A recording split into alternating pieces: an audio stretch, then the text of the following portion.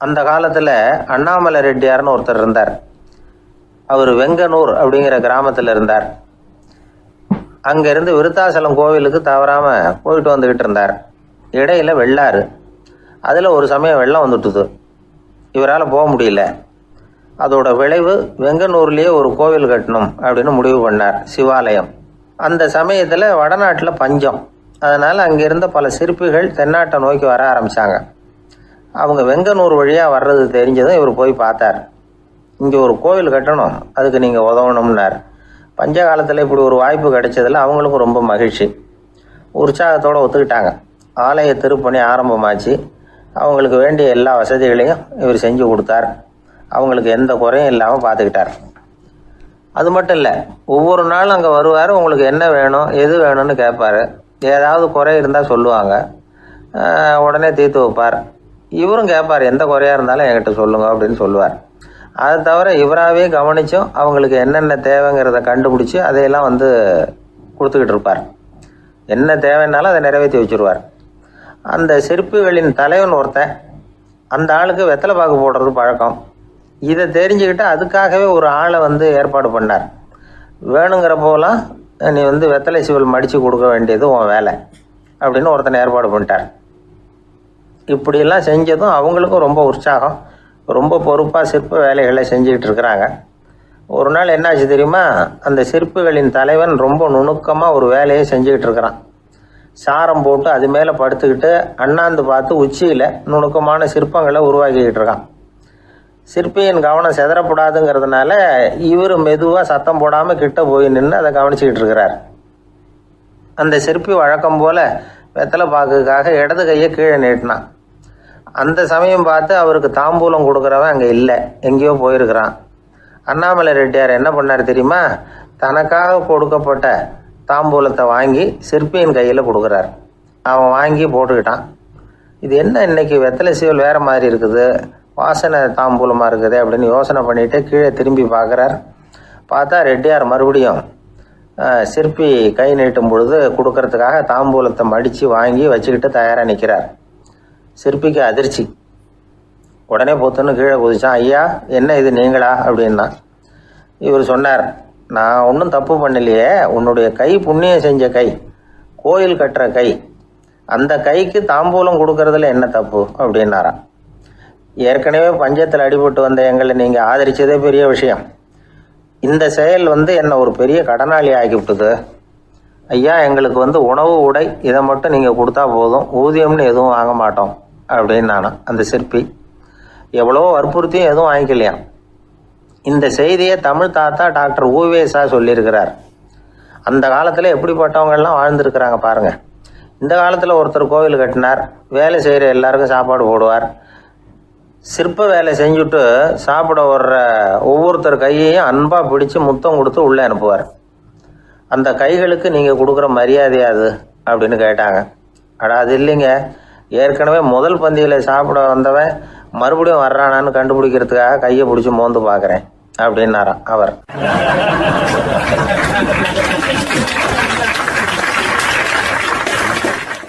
பிரம்மத்தை அறிந்தவன் பிரம்மமாகிறான் அப்படின்னு ஒரு பெரியவர் பேசினார் ஒரு கோவிலில்.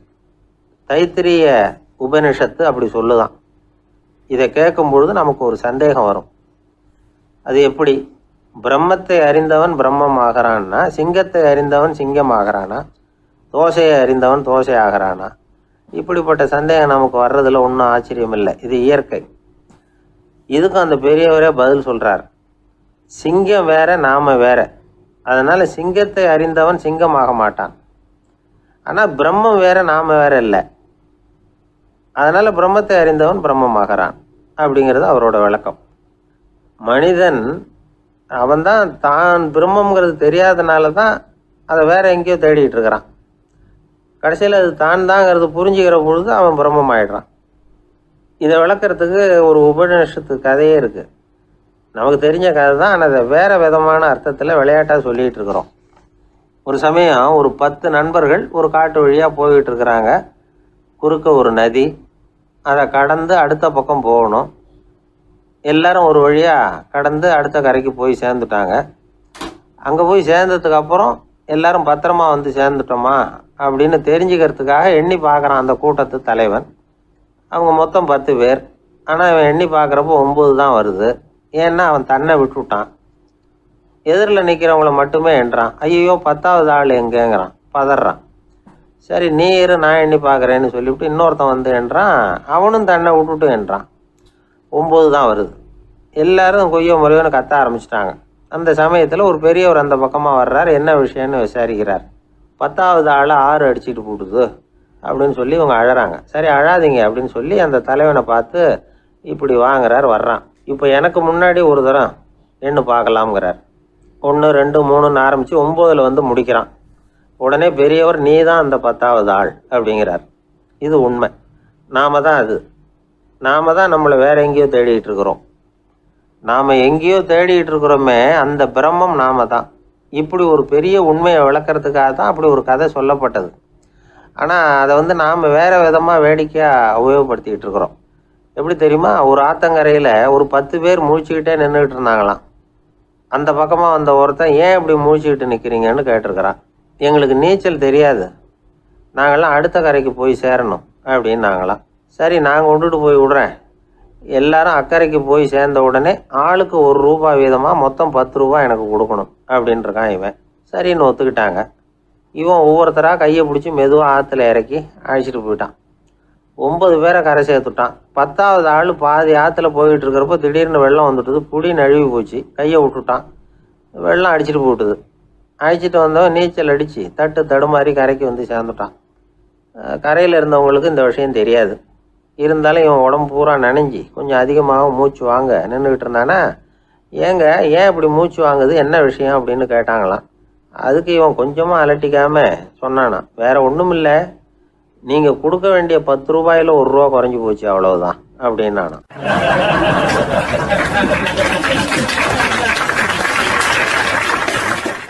ஒரு ஆள் ராமகிருஷ்ணரை தேடி வந்தான்.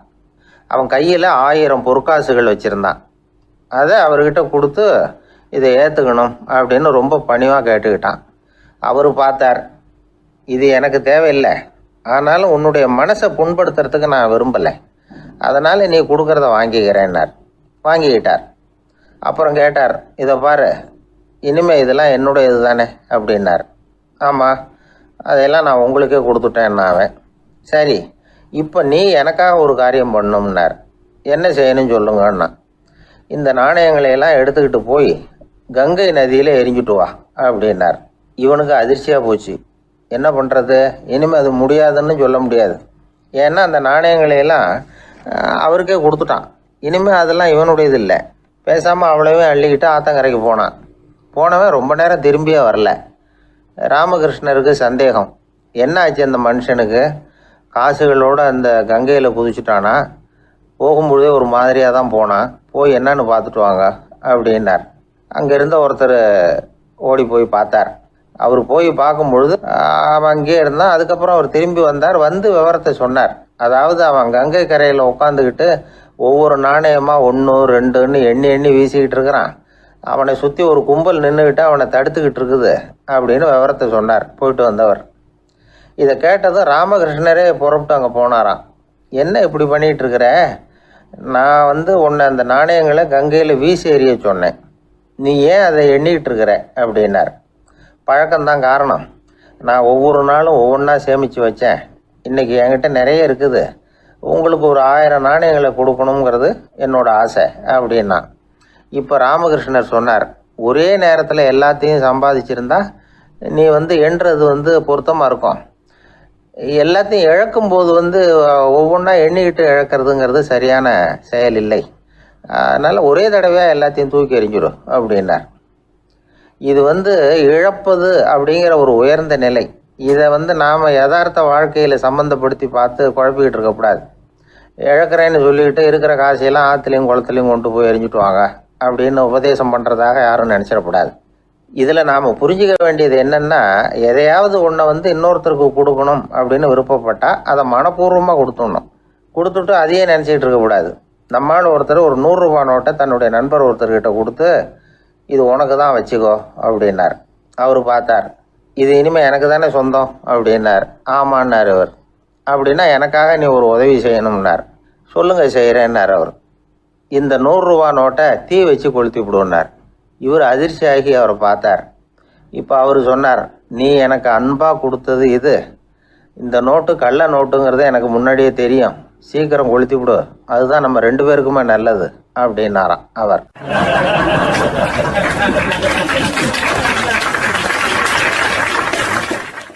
ஏங்க எங்கே போயிட்டு வரீங்க அப்படின்னு கேட்டேன். எனக்கு வேண்டப்பட்ட ஒருத்தரை பார்த்து. ஆஸ்பத்திரிக்குன்னார். எந்த ஆஸ்பத்திரிக்குன்னே? மாட்டு ஆஸ்பத்திரிக்குன்னார். என்ன விஷயம்னே? மாமனாருக்கு உடம்பு சரியில்லை, அதுதான் மாட்டு ஆஸ்பத்திரிக்கு போயிட்டு வரேன்னார். அட பாவி, அதுக்கு அந்த ஆஸ்பத்திரிக்கா போவாங்க அப்படின்னு ஆச்சரியமா. அட அது இல்லைப்பா, முதல்ல எங்கள் குடும்ப டாக்டர் தான் தேடிக்கிட்டு போனேன். அவர் அந்த நேரத்தில் அவர் வளர்க்குற நாய்க்குட்டிக்கு உடம்பு சரியில்லைன்னு சொல்லி அதை தூக்கிக்கிட்டு மாட்டு ஆஸ்பத்திரிக்கு போயிட்டாராம் சொன்னாங்க. அதனால் அங்கே போய் அவரை சந்தித்து விஷயத்தை சொல்லிவிட்டு வர்றேன்னார். அப்புறம் தான் எனக்கு கொஞ்சம் நிம்மதியாக இருந்தது. பொதுவாக நமக்கு தெரிஞ்ச வரையில் டாக்டர்கள் 2 வகை. நமக்கு வைத்தியம் பண்ணுற டாக்டர்கள் ஒரு வகை, நம்மக்கிட்ட இருக்கிற ஆடு மாடு கோழிக்கு வைத்தியம் பண்ணுற டாக்டர்கள் ஒரு வகை. இப்போ தான் எனக்கு தெரியும் இன்னொரு வகையான டாக்டர்களும் உண்டுங்கிறது. அது யாருன்னா பூச்சிகளுக்கு வைத்தியம் பண்ணுற டாக்டர்கள், அதாவது பூச்சி டாக்டர்கள். வெளிநாடுகளில் அப்படிலாம் கூட சில பேர் இருக்கிறாங்க. பிரிட்டனில் யார்க்ஷயர் வட்டாரத்தில் ராதர்ஹாம் அப்படின்னு ஒரு ஊர். அங்கே ஒரு விலங்கியல் மருத்துவர், பேர் டாக்டர் லான்ஸ் ஜெப்சன். அவர் ஆஸ்பத்திரி வாசலில் பார்த்தீங்கன்னா தினமும் நிறைய பேர் நின்றுக்கிட்டு இருப்பாங்க. கையில் கண்ணாடி குடுவை, தகர டப்பா இப்படி ஏதாவது இருக்கும். அதுக்குள்ளே ஏதாவது பூச்சிகள் இருக்கும். அதுக்கு வைத்தியம் பண்ணுறதுக்காக வந்தவங்க தான் அவங்க எல்லாம். சிலந்தி பூச்சி, பல்லி, தேளு, பாம்பு இப்படி ஏதாவது இருக்கும். பொழுதுபோக்காக சில பேர் நாய், பூனை, கிளி, மைனா, புறா இப்படி ஏதாவது வளர்க்குறாங்கல்ல, அது மாதிரி இப்போல்லாம் தேளு, பல்லி, பாம்பு, பூச்சி இதையெல்லாம் வளர்க்க ஆரம்பிச்சிட்டாங்களாம். இது ஒரு புது ஃபேஷன். இப்போ கூண்டுக்குள்ளே டப்பாக்குள்ளே போட்டு வளர்க்குறது, அதுக்கு ஏதாவது நோய் வந்துட்டுதுன்னா வைத்தியம் பண்ணுறதுக்கு டாக்டர்கிட்ட வந்துட வேண்டியது, இப்படி இந்த பழக்கம்லாம் நிறையா வந்துட்டுது. ரத்தம் உறிஞ்சிற அட்டைகள் கூட இவங்ககிட்ட வைத்தியத்துக்கு வருதான். சிலந்திகளில் செங்கால் சிலந்தின்னு ஒரு வகை. மத்திய அமெரிக்க காடுகளில் இது அதிகம். சிலந்திகள்லேயே ரொம்ப விலை உசந்தது இந்த ரகம்தான். கால்களில் சிவப்பு கோடுகள் இருக்கும். இந்த இனம் இப்போ குறைஞ்சிக்கிட்டே வர்றதுனால சர்வதேச விதிகளின்படி இவற்றின் ஏற்றுமதி இறக்குமதிக்கு தடை விதிக்கப்பட்டிருக்குது. அதனால் இதை வளர்க்குறவங்க வீட்டுக்குள்ளேயே இனவிருத்தி மூலமாக பெருக்கி விற்பனை பண்ணிட்டு வராங்களாம். அந்த வகை சிலந்திகள் தான் இப்போ வைத்தியத்துக்கு அதிகமாக வருதான். சரி, இதுக்கெல்லாம் எப்படி வைத்தியம் பண்ணுறாங்க? முதல்ல அதை குளிர்பதன பெட்டியின் வழுவழுப்பான சுவரில் விட்ட உடனே அதெல்லாம் மெதுவாக இறங்கி வரும். அப்போ அதன் நோயை கண்டுபிடிக்கிறது சுலபம். அப்புறம் அதுக்கு கிருமிகளை கொல்லக்கூடிய மருந்துகளையோ வலி நிவாரண மருந்துகளையோ கொடுப்பாங்க. கால் உடைஞ்ச சிலந்திகளுக்கு பசையை கொண்டு ஆப்ரேஷன் பண்ணுவாங்க. சில சிலந்திகளுக்கு உடைஞ்ச காலை எடுத்துட்டா புதிய கால் வளர்ந்துடும். சிலந்திகளை மனிதர்கள் கையில் எடுக்கிறப்போ அது பயந்து போய் கீழே குதிக்குது. அதனால் கால் உடஞ்சி விடுது, இல்லைன்னா வயிறு சேதமடையுது. அந்த நிலைமையில் வர்ற சிலந்திகளுக்கு மயக்க மருந்து கொடுத்து ஆப்ரேஷன்லாம் கூட பண்ணுறாங்களாம். பார்த்தீங்களா பூச்சிகளுக்கு வந்த வாழ்வே? நம்ம ஊர்லேயும் வீடுகளில் பூச்சிகள் வளர்க்குறது உண்டு. ஒருத்தர் வந்தார், எனக்கு 3000 கரப்பாம்பூச்சி அவசரமாக தேவைப்படுது, எங்கே கிடைக்கும்னு கேட்டார். கரப்பாம்பூச்சியா? அது என்னத்துக்குன்னு கேட்டோம். அது வேற ஒன்றும் இல்லை, நான் குடியிருக்கிற வாடகை வீட்டை காலி பண்ண போகிறேன். வீட்டு சொந்தக்காரர் என்ன சொல்கிறாருன்னா, இந்த வீட்டுக்கு நான் குடி வந்தப்போ எப்படி இருந்ததோ அதே நிலைமையில் விட்டுட்டு போகணும்னு வீட்டுக்காரர் சொல்லியிருக்கிறார், அதனால தான் கேட்டேன் அப்படின்னார்.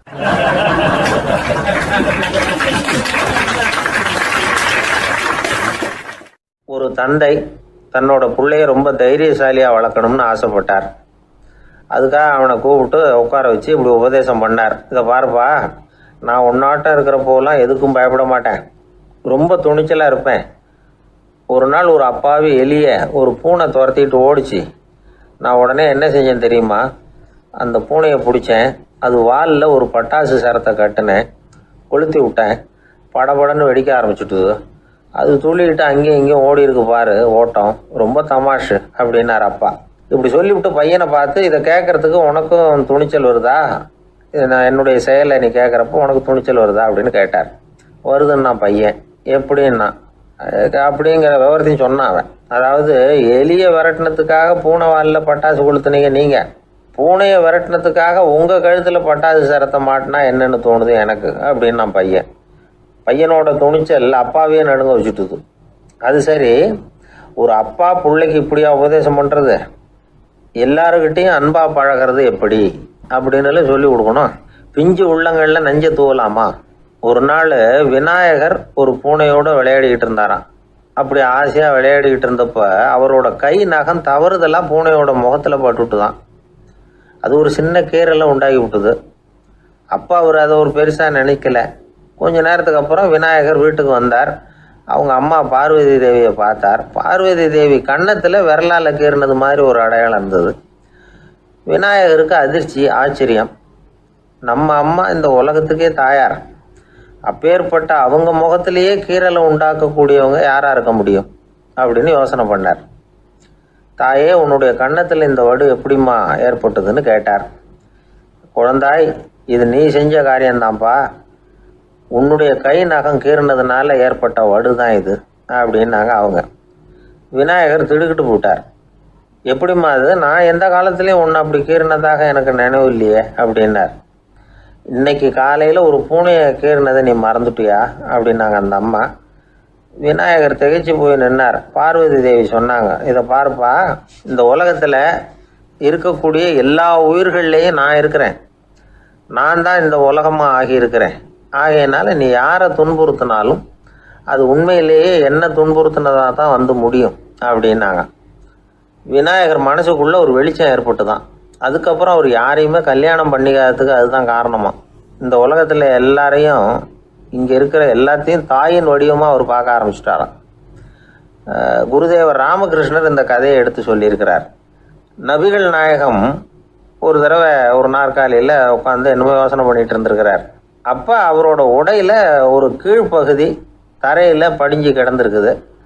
அங்கே விளையாடிக்கிட்டு இருந்த ஒரு பூனை அது மேலே வந்து படுத்து தூங்கி போயிடுச்சு. தொழுகை செய்ய வேண்டிய நேரம் வந்துட்டது. நபிகள் நாயகம் எழுந்திருக்க பார்த்தார். அப்போ தான் பூனை தன்னோட உடை மேலே படுத்து தூங்கிட்டு இருக்கிறது கண்ணில் படுது. பூனையோட தூக்கத்தை கலைக்க விரும்பல அவர். தன்னுடைய சகோதரியை கூப்பிட்டார். ஒரு கத்திரிக்கோள் எடுத்துகிட்டு வர சொன்னார். பூனை படுத்திருந்த உடை பகுதி மட்டும் இருக்குல்ல, அதை மட்டும் அதோட கத்திரிச்சு விட்டுட்டு அதுக்கப்புறம் அவர் எழுந்திரிச்சு தொழுகைக்கு போனாராம். அதாவது பிற உயிர்கள்கிட்ட எப்படி அன்பு காட்டணுங்கிறத பெரியவங்க எவ்வளவோ விதத்தில் நமக்கு எடுத்து காட்டியிருக்கிறாங்க. இருந்தாலும் எத்தனை பேர் மனசில் அதெல்லாம் உரைச்சிருக்குது? நாமளும் நம்ம ட்ரெஸ்ஸு மேலே ஒரு பூனை படுத்திருந்தா ஒரு கத்திரிக்கோலை தான் தேடுவோம், எடுத்துகிட்டு வர சொல்லுவோம். துணியை வெட்டுறதுக்கு பதிலாக இல்லை அதோட வாழை வெட்டினா என்ன அப்படின்னு தோணும். ஒரு ஆள் ரொம்ப பிரியமாக ஒரு பூனையை ஆற்றுல குளிப்பாட்டிக்கிட்டு இருந்தானா. எப்படி? அந்த பூனையை ஆற்று தண்ணியில் அமுக்கி அமுக்கி குளிப்பாட்டிக்கிட்டு இருக்கிறான். அந்த வழியாக போன பெரியவர் ஒருத்தர் இதை பார்த்தார். இதை பார்ப்பா, பூனையை அது மாதிரி ஆற்று தண்ணியில் அமுக்கி குளிப்பாட்டாத, மூச்சு திணறி செத்து போடும் அப்படின்னு அட்வைஸ் பண்ணார். நீ போய் அவன் வேலையை பார்த்துக்கிட்டு, எனக்கு எல்லாம் தெரியும்னா இவன். சரின்னு அவர் போயிட்டார். கொஞ்ச நேரம் கழித்து அவரே அந்த வழியாக திரும்பி வந்துக்கிட்டு இருந்தார். ஆற்றுல பூனையை குளிப்பாட்டிக்கிட்டு இருந்தவன் அழுதுகிட்டு உட்காந்துருக்கிறான். பக்கத்தில் அந்த பூனை செத்து கிடக்குது. இதை பார்த்தார் பெரியவர். நான் தான் அப்போவே சொன்னேனே அந்த பூனையை ஆற்றுல நினைக்காதேன்னு, அதை கேட்டிருந்தா இப்படி ஆயிருக்குமா அப்படின்னார். அந்த ஆள் கோபமாக இவரை முறைச்சி பார்த்தான். அட போய்யா, இந்த பூனை ஆற்றுல குளித்ததுனால ஒன்றும் செத்து போகல, குளித்ததுக்கு அப்புறம் அதோட உடம்பு ஈரமாக இருக்குதுன்னு அதை புழிஞ்சேன், அதனால தான் இப்படி ஆயிட்டுது அப்படின்னு நானா.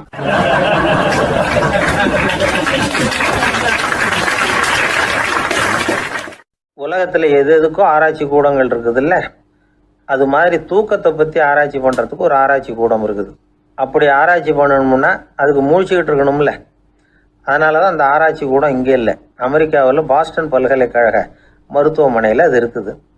அங்கே தூக்கத்தை பற்றி பலவிதமான ஆராய்ச்சிகள் பண்ணிகிட்டு இருக்கிறாங்க. அந்த ஆராய்ச்சி கூடத்தில் இயக்குனராக இருக்கிற ஒரு நிபுணர் அவர் என்ன சொல்கிறாரு தெரியுமா? உங்களுக்கு தூக்கம் வரலையா, நீங்கள் நல்லா தூங்குறதுக்கு தாராளமாக சில யோசனைகளை என்னால் சொல்ல முடியும் அப்படிங்கிறார். யோசனை தானே, காசா பணமாக கேட்டு வச்சுக்கலாமே.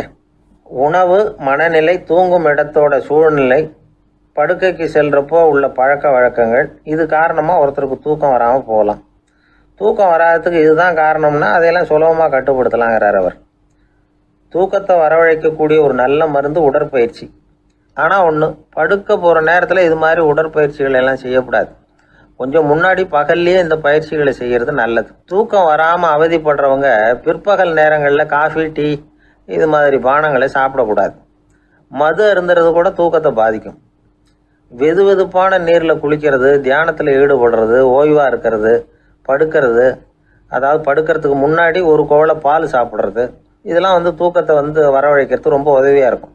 இன்னொரு விஷயம் என்னென்னா, தூங்கி ஆகணுமேங்கிற கவலை வேண்டியதில்லை. அப்படி நினச்சி கவலைப்படுறதை விட்டுடணும். தூக்கம் வரலையா, உடனே படுக்கையை விட்டு எழுந்திரிக்க வேண்டியது. வெளியில் வாங்க, வேறு ஏதாவது வேலையில் ஈடுபடுங்க, கொஞ்சம் நேரம் உலாவுங்க, அல்லது ஏதாவது ஒரு புஸ்தகத்தை எடுத்து படிங்க. களைப்பு ஏற்பட்டால் மறுபடியும் படுக்கைக்கு போங்க. தூக்கம் தானே வந்துடும். ஒரு விஷயத்தை மட்டும் நல்லா ஞாபகத்தில் வச்சுக்கணும். படுக்கைக்கு போகிறப்போ உங்கள் மற்ற எல்லா பிரச்சனைகளையும் மறந்துடணும். அது எப்படி சார் முடியும்? அந்த நேரம் தானே எல்லா பிரச்சனையும் வரிசையாக ஞாபகத்துக்கு வருது அப்படின்னு நாம் நினைக்கலாம். ஆனால் பழக்கத்தில் அதை நாம் மாற்றிக்க முடியும். கொஞ்சம் முயற்சி பண்ணணும், அவ்வளோதான். இது எல்லாமே ஆராய்ச்சி பண்ணி பார்த்துட்டு அந்த நிபுணர் சொல்கிற கருத்து தான். இன்னொரு விஷயமும் அவர் சொல்கிறார். அது என்னென்னா, உடல் கோளாறு காரணமாக தூக்கம் வராமல் அவதிப்படுறவங்களுக்கெல்லாம் இந்த யோசனைகள் சரியாக வராது அப்படிங்கிறார். அதுக்கெல்லாம் மருத்துவ சிகிச்சை கொடுத்து தான் சரி பண்ணணும். சில பேருக்கு நடு ராத்திரியில் மூச்சு திணறல் ஏற்பட்டு தூக்கம் வராமல் போயிடும். ஊரெல்லாம் தூங்குறப்ப தான் மட்டும் தூங்காமல் மூழ்கிட்டு இருக்கிறது, ஊரெல்லாம் மூழ்கிட்டு இருக்கிறப்போ தான் மட்டும் தூங்குறது, இது மாதிரி கோளாறுகளால் சில பேர் பாதிக்கப்படலாம். காலு தசை முறுக்கிக்கிறதுனால சில பேருக்கு அடிக்கடி விழிப்பு வரலாம். மன அழற்சி காரணமாக சில பேருக்கு தூக்கம் வராது. இது மாதிரி கோளாறுகளுக்கெல்லாம் அதுக்கு தகுந்த மாதிரி சிகிச்சை கொடுத்து தான் சரி பண்ண வேண்டியிருக்கும். எந்த கோளாறும் இல்லாமல் தூக்கம் வரலைன்னா ஆரம்பத்தில் சொன்ன முறைகளை கடைபிடிச்சு பார்க்கலாம். தூக்கம் வந்ததுன்னா யோசனை சொன்ன அந்த நிபுணருக்கு நன்றி சொல்லலாம். ஒருத்தர், ஏன் சார் பஸ்ஸில் தூங்குறது கெட்ட பழக்கமானு கேட்டார். இல்லையே, நான் கூட பஸ்ஸில் போகிறப்ப தூங்கிட்டு தானே போவேன் அப்படின்னார் இன்னொருத்தர். அப்புறம் ஏன் என்ன டிரைவர் வேலை வேணாம்னு வீட்டுக்கு அனுப்பி வச்சுட்டாங்க அப்படின்னாராம் அவர்.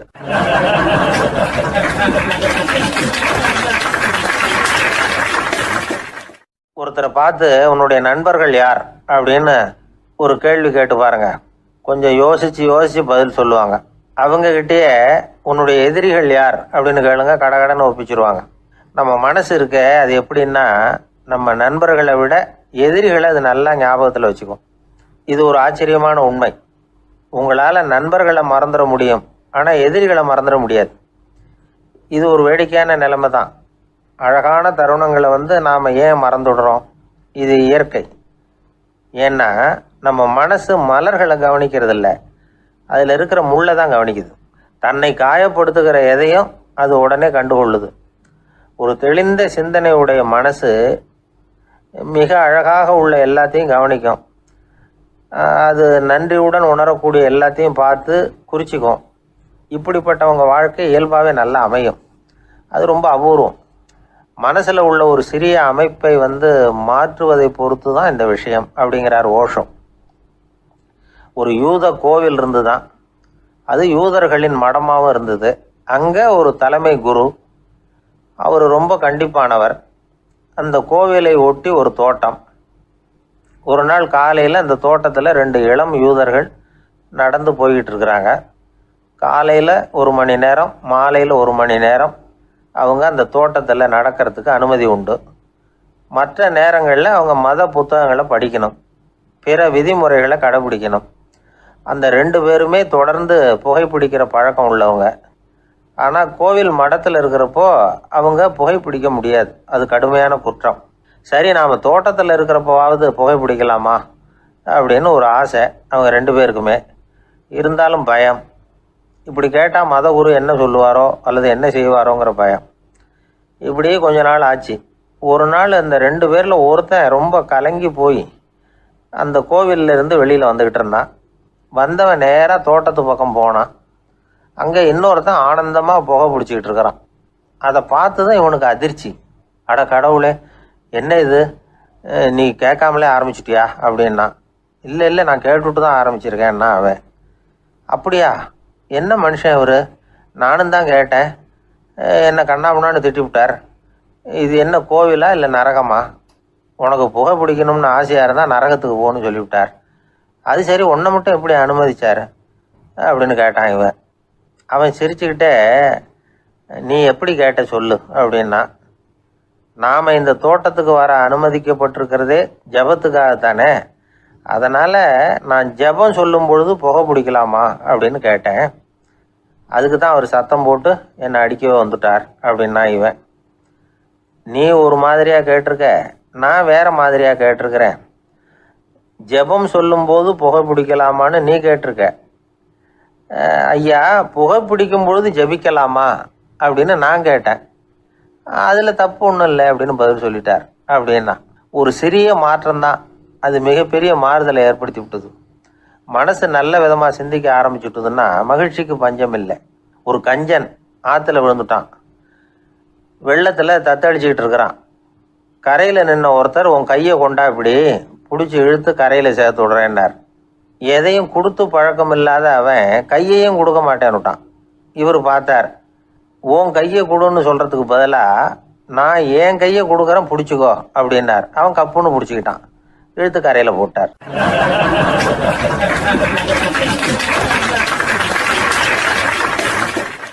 ஆயிரத்தி 1816 வருஷம் செப்டம்பர் மாதம் 11ஆம் தேதி பிரான்ஸ் தேசத்தில் உள்ள ஒரு மருத்துவமனை. அங்கே ஒரு இளம் டாக்டர் கொஞ்ச நாளைக்கு முன்னாடி தான் அந்த ஆஸ்பத்திரியில் புதுசாக வேலைக்கு சேர்ந்துருக்கிறார். அவர் பேர் ரெனே லெனக். அவர் அன்னைக்கு காலையில் அந்த மருத்துவமனையில் அப்படியே ரவுண்ட்ஸ் வந்துக்கிட்டு இருக்கிறார். வார்டில் ஒரு படுக்கையில் ஒரு இளம் பெண் படுத்திருக்கிறார். அந்த பொண்ணுக்கு இருதய நோயாக இருக்கலாம்ங்கிறது மற்ற டாக்டர்கள் சந்தேகம். அந்த காலத்துல எல்லாம் ஒருத்தருடைய இருதய துடிப்பை தெரிஞ்சுக்கணும்னா நோயாளியின் மார்பில் டாக்டர் காதை வச்சு பார்த்து தான் தெரிஞ்சுக்கிறது வழக்கம். ஆனால் இந்த பெண்ணும் இளம் பெண், அந்த டாக்டரும் புதுசாக சேர்ந்துருக்கிறவர். அதனால் பரிசோதனை பண்ண தயங்கினார். கொஞ்ச நேரம் யோசனை பண்ணார். திடீர்னு ஒரு ஞாபகம் வந்தது அவருக்கு. அதாவது அன்னைக்கு விடியற் காலையில் தோட்டத்தில் அப்படியே வாக்கிங் போயிட்டு இருந்தப்போ சின்ன பசங்கள்லாம் ஒரு மரக்கட்டையை வச்சு விளையாடிக்கிட்டு இருந்தாங்களாம். அதை அவர் பார்த்துருக்கிறார். அது என்ன விளையாட்டுனா, ஒரு நீளமான மரப்பலகை, அதில் ஒரு முனையில் ஒரு பையன் தன்னுடைய காதை வச்சுக்கிட்டு இருக்கிறான், மறுமுனையில் இன்னொரு பையன் அந்த மரப்பலகையை ஒரு ஆணியால் கீறிக்கிட்டு இருக்கிறான். ஒரு முனையில் ஆணியால் கீறும் பொழுது மறுமுனையில் காதை வச்சிருக்கிற பையனுக்கு அந்த சத்தம் துல்லியமாக கேட்குது. அந்த டாக்டருக்கு காலையில் பார்த்த இந்த விளையாட்டு ஞாபகத்துக்கு வந்துட்டுது. உடனே என்ன பண்ணார் தெரியுமா? ஒரு நீளமான காகிதத்தை எடுத்தார், அதை அப்படியே உருளை மாதிரி உருட்டினார்.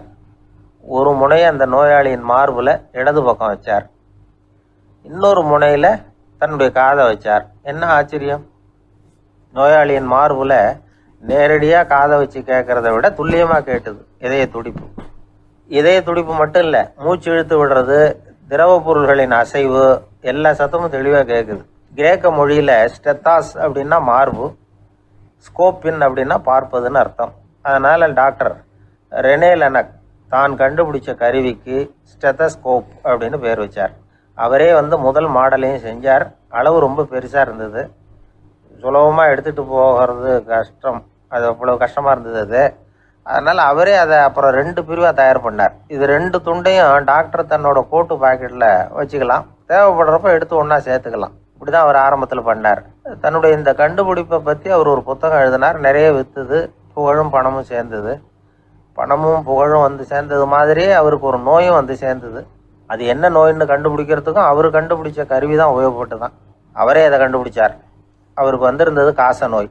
1826 வருஷம் ஆகஸ்ட் மாதம் 13ஆம் தேதி உலகத்தின் முதல் ஸ்டெதஸ்கோப்பை கண்டுபிடிச்ச டாக்டர் ரெனே லெனக் காலமானார்.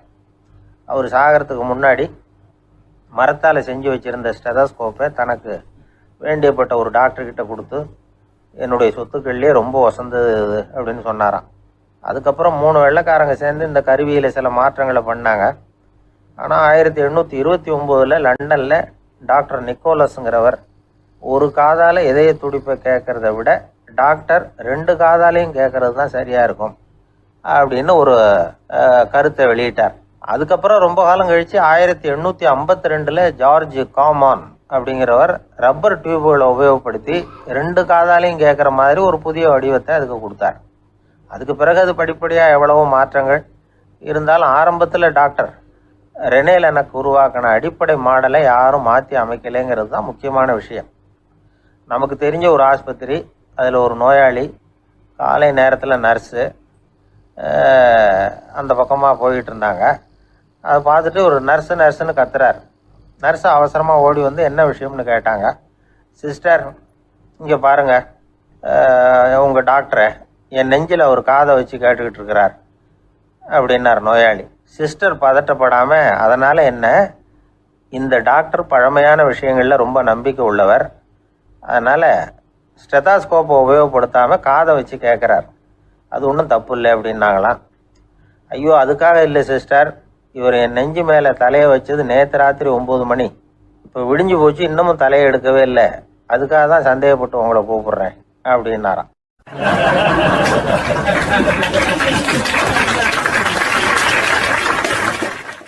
இந்த உலகத்தில் எத்தனை வகையான மனிதர்கள் இருக்கிறாங்க, ஒவ்வொரு மனிதனுமே ஒவ்வொரு வகை அப்படிங்கிறாங்க விஞ்ஞானிகள்.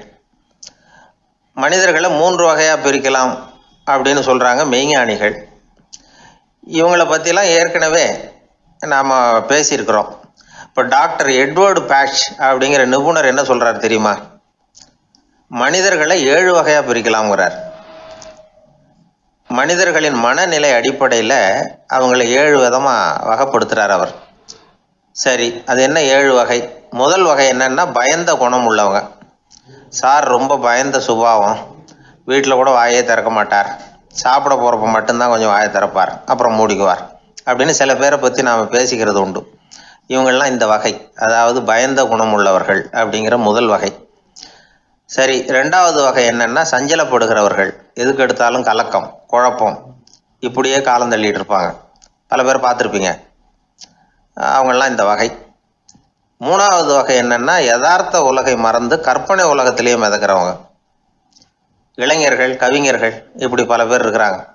எப்போ பார்த்தாலும் கற்பனை உலகத்திலேயே மிதந்துக்கிட்டு இருப்பாங்க. கிட்டத்தில் போய் என்னங்க ஒரு மாதிரியாக இருக்கிறீங்க அப்படின்னு கேட்டு பாருங்கள், அவங்களெல்லாம் ஏதோ ஒரு அற்ப புழுவை பார்க்குறது மாதிரி அவங்கள பார்ப்பாங்க.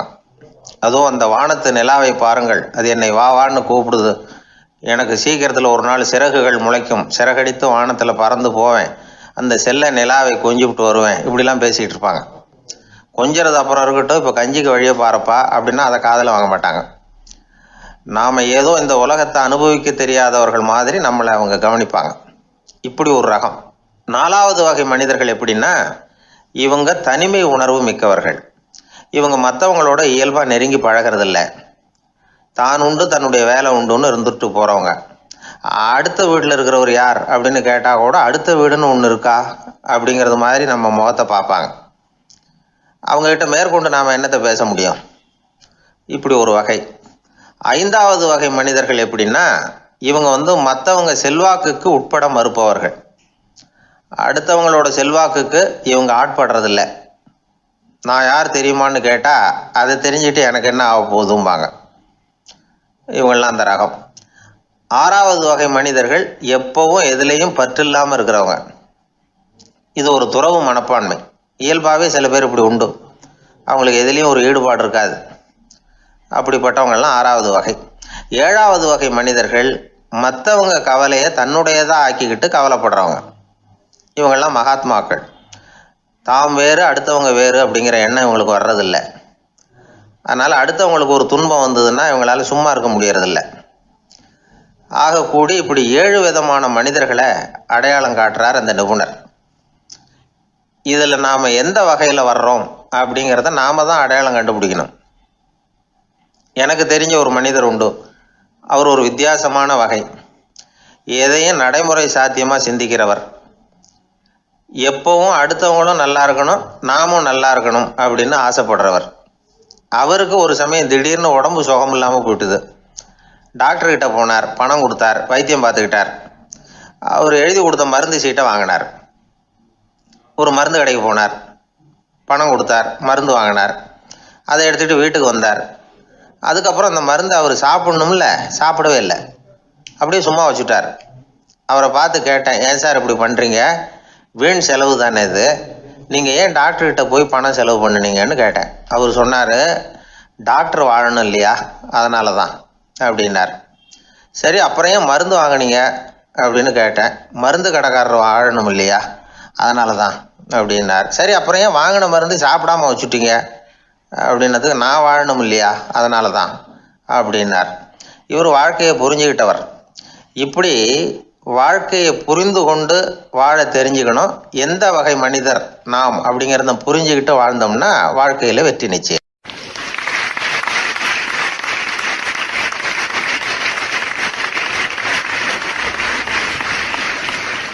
எதிர்காலத்தை நினச்சா எனக்கு ரொம்ப பயமாக இருக்குது சார் அப்படின்னு சொல்கிறவங்க நிறைய பேர் இருக்கிறாங்க. அதாவது பயப்படாத மனிதர்கள்னு யாருமே கிடையாது. ஒவ்வொருத்தருக்கும் ஒவ்வொரு விதமான பயம் இருந்தாலும் ஒட்டுமொத்தமாக பார்க்குறப்போ மனிதனுக்கு 6 விதமான பய உணர்வுகள் வரலாம் அப்படின்னு பெரியவங்க சொல்கிறாங்க. எல்லா விதமான பயமும் இந்த 6 வகைக்குள்ள அடக்கம். அந்த 6 வகை பயமும் 6 எதிரிகள் மாதிரியாம். 6 எதிரிகளையும் புரிஞ்சுக்கிட்டோம்னா போதும், வாழ்க்கையில் சுலபமாக வெற்றி அடைய முடியும். சரி, அந்த 6 வகை பயம் என்னென்ன அப்படின்னு பார்ப்போம். முதல்ல வறுமை பற்றிய பயம், 2வது பழிச்சொல் பற்றிய பயம், 3வது உடல் நலம் பாதிப்பு பற்றிய பயம், 4வது என்னன்னா காதல் தோல்வி, 5வது முதுமை, 6வது மரணம். அதாவது பயப்படுறதுங்கிறது ஒரு மனநிலை தான். இந்த மனநிலையை கட்டுப்படுத்த முடியும், திசை திருப்ப முடியும். சரி, இந்த பயங்களின் அறிகுறிகள் எப்படி இருக்கும்? வறுமை பற்றிய பயம் அப்படின்னு முதல்ல சொன்னோம் இல்லையா, அந்த பயத்தின் அறிகுறிகளை தெரிஞ்சுக்குவோம். எதுலேயும் அக்கறை இல்லாமல் இருக்கிறது, ஒரு குறிக்கோள் இல்லாமல் இருக்கிறது, வறுமையை சகிச்சுக்கிறது, வாழ்க்கையில் கிடைக்கிறது எதுவாக இருந்தாலும் ஆட்சேபனை இல்லாமல் ஏற்றுக்கிறது, மனசாலும் உடம்பாலும் சோர்ந்து போயிருக்கிறது, ஆர்வம், முனைப்பு, கற்பனை திறன் எதுவுமே இல்லாமல் இருக்கிறது. இதெல்லாம் தான் அந்த வறுமை பற்றிய பயத்தின் அறிகுறிகள். அந்த அடுத்தது ஒன்று பார்த்தோமே, பழிச்சொல் பற்றிய பயம். அதாவது அடுத்தவங்க நம்மளை குறை சொல்லி விடுவாங்களோ அப்படிங்கிற பயம். இதுக்கு அறிகுறி என்ன தெரியுமா?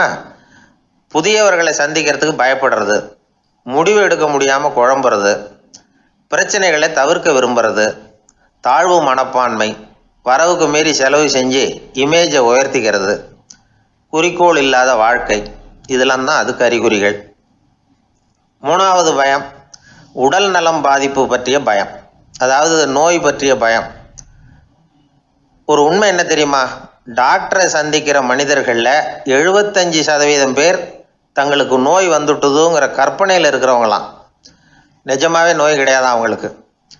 இந்த பயத்தின் அறிகுறிகள் என்னென்னா, வியாதிக்கான அறிகுறிகள் தன்னிடம் இருக்கிறதாக நினச்சிக்கிறது, எந்த நேரமும் வியாதியை பற்றியே பேசி பேசி மனசை அங்கேயே வச்சிருக்கிறது, நோய் சம்பந்தமான செய்திகளை படித்து நமக்கு இப்படி ஆயிடுமோ அப்படின்னு வேதனைப்படுறது. இதெல்லாம் தான் அதுக்கு அறிகுறிகள். 4வது பயம் காதல் தோல்வி. இது ரொம்ப வேதனை, உடம்பையும் மனசையும் சீரழிச்சு விடும். ஆண்களை விட பெண்கள் தான் இந்த பய உணர்வில் அதிகமாக பாதிக்கப்படுறாங்க. 5வது முதுமை பற்றிய பயம். 6வது மரண பயம், வயசான காலத்தில் எப்படி சமாளிக்கிறது அப்படிங்கிற பயம். ஆக இதையெல்லாம் நாம் புரிஞ்சிக்க வேண்டியது ரொம்ப அவசியம். இந்த 6 வகை பயங்களை சரியாக புரிஞ்சுக்கிட்டு நாம் நடந்துக்கணும். வாழ்க்கையின் முன்னேற்றத்துக்கு இந்த பயங்கள் முட்டுக்கட்டே ஆகிடக்கூடாது. உழைச்சி பணம் சேர்க்கணும், உற்சாகமாக மனசை வச்சுக்கணும். மனசை கட்டுப்படுத்துகிற மார்க்கம் தெரிஞ்சுக்கிட்டா போதும், எல்லாம் சரியாக வந்துடும். நம்ம ஆள் ஒருத்தன் சொன்னான், சார் எனக்கு வறுமை பற்றிய பயம்தான் இருந்தது, ஒரே ராத்திரியில் 30,000 ரூபா தயார் பண்ணிவிட்டேன், இப்போ எனக்கு இன்னொரு பயம் வந்துட்டுதுன்னா. என்ன பயம்னு கேட்டாங்க. போலீஸு கண்டுபிடிச்சிருமோங்கிற பயம்னா. இது இந்த பயத்தில் அடங்காது.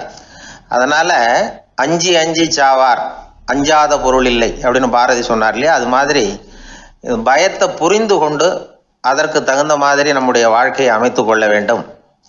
அப்படி அமைத்து கொள்ளுகிறவர்களுக்கு வெற்றி நிச்சயம்.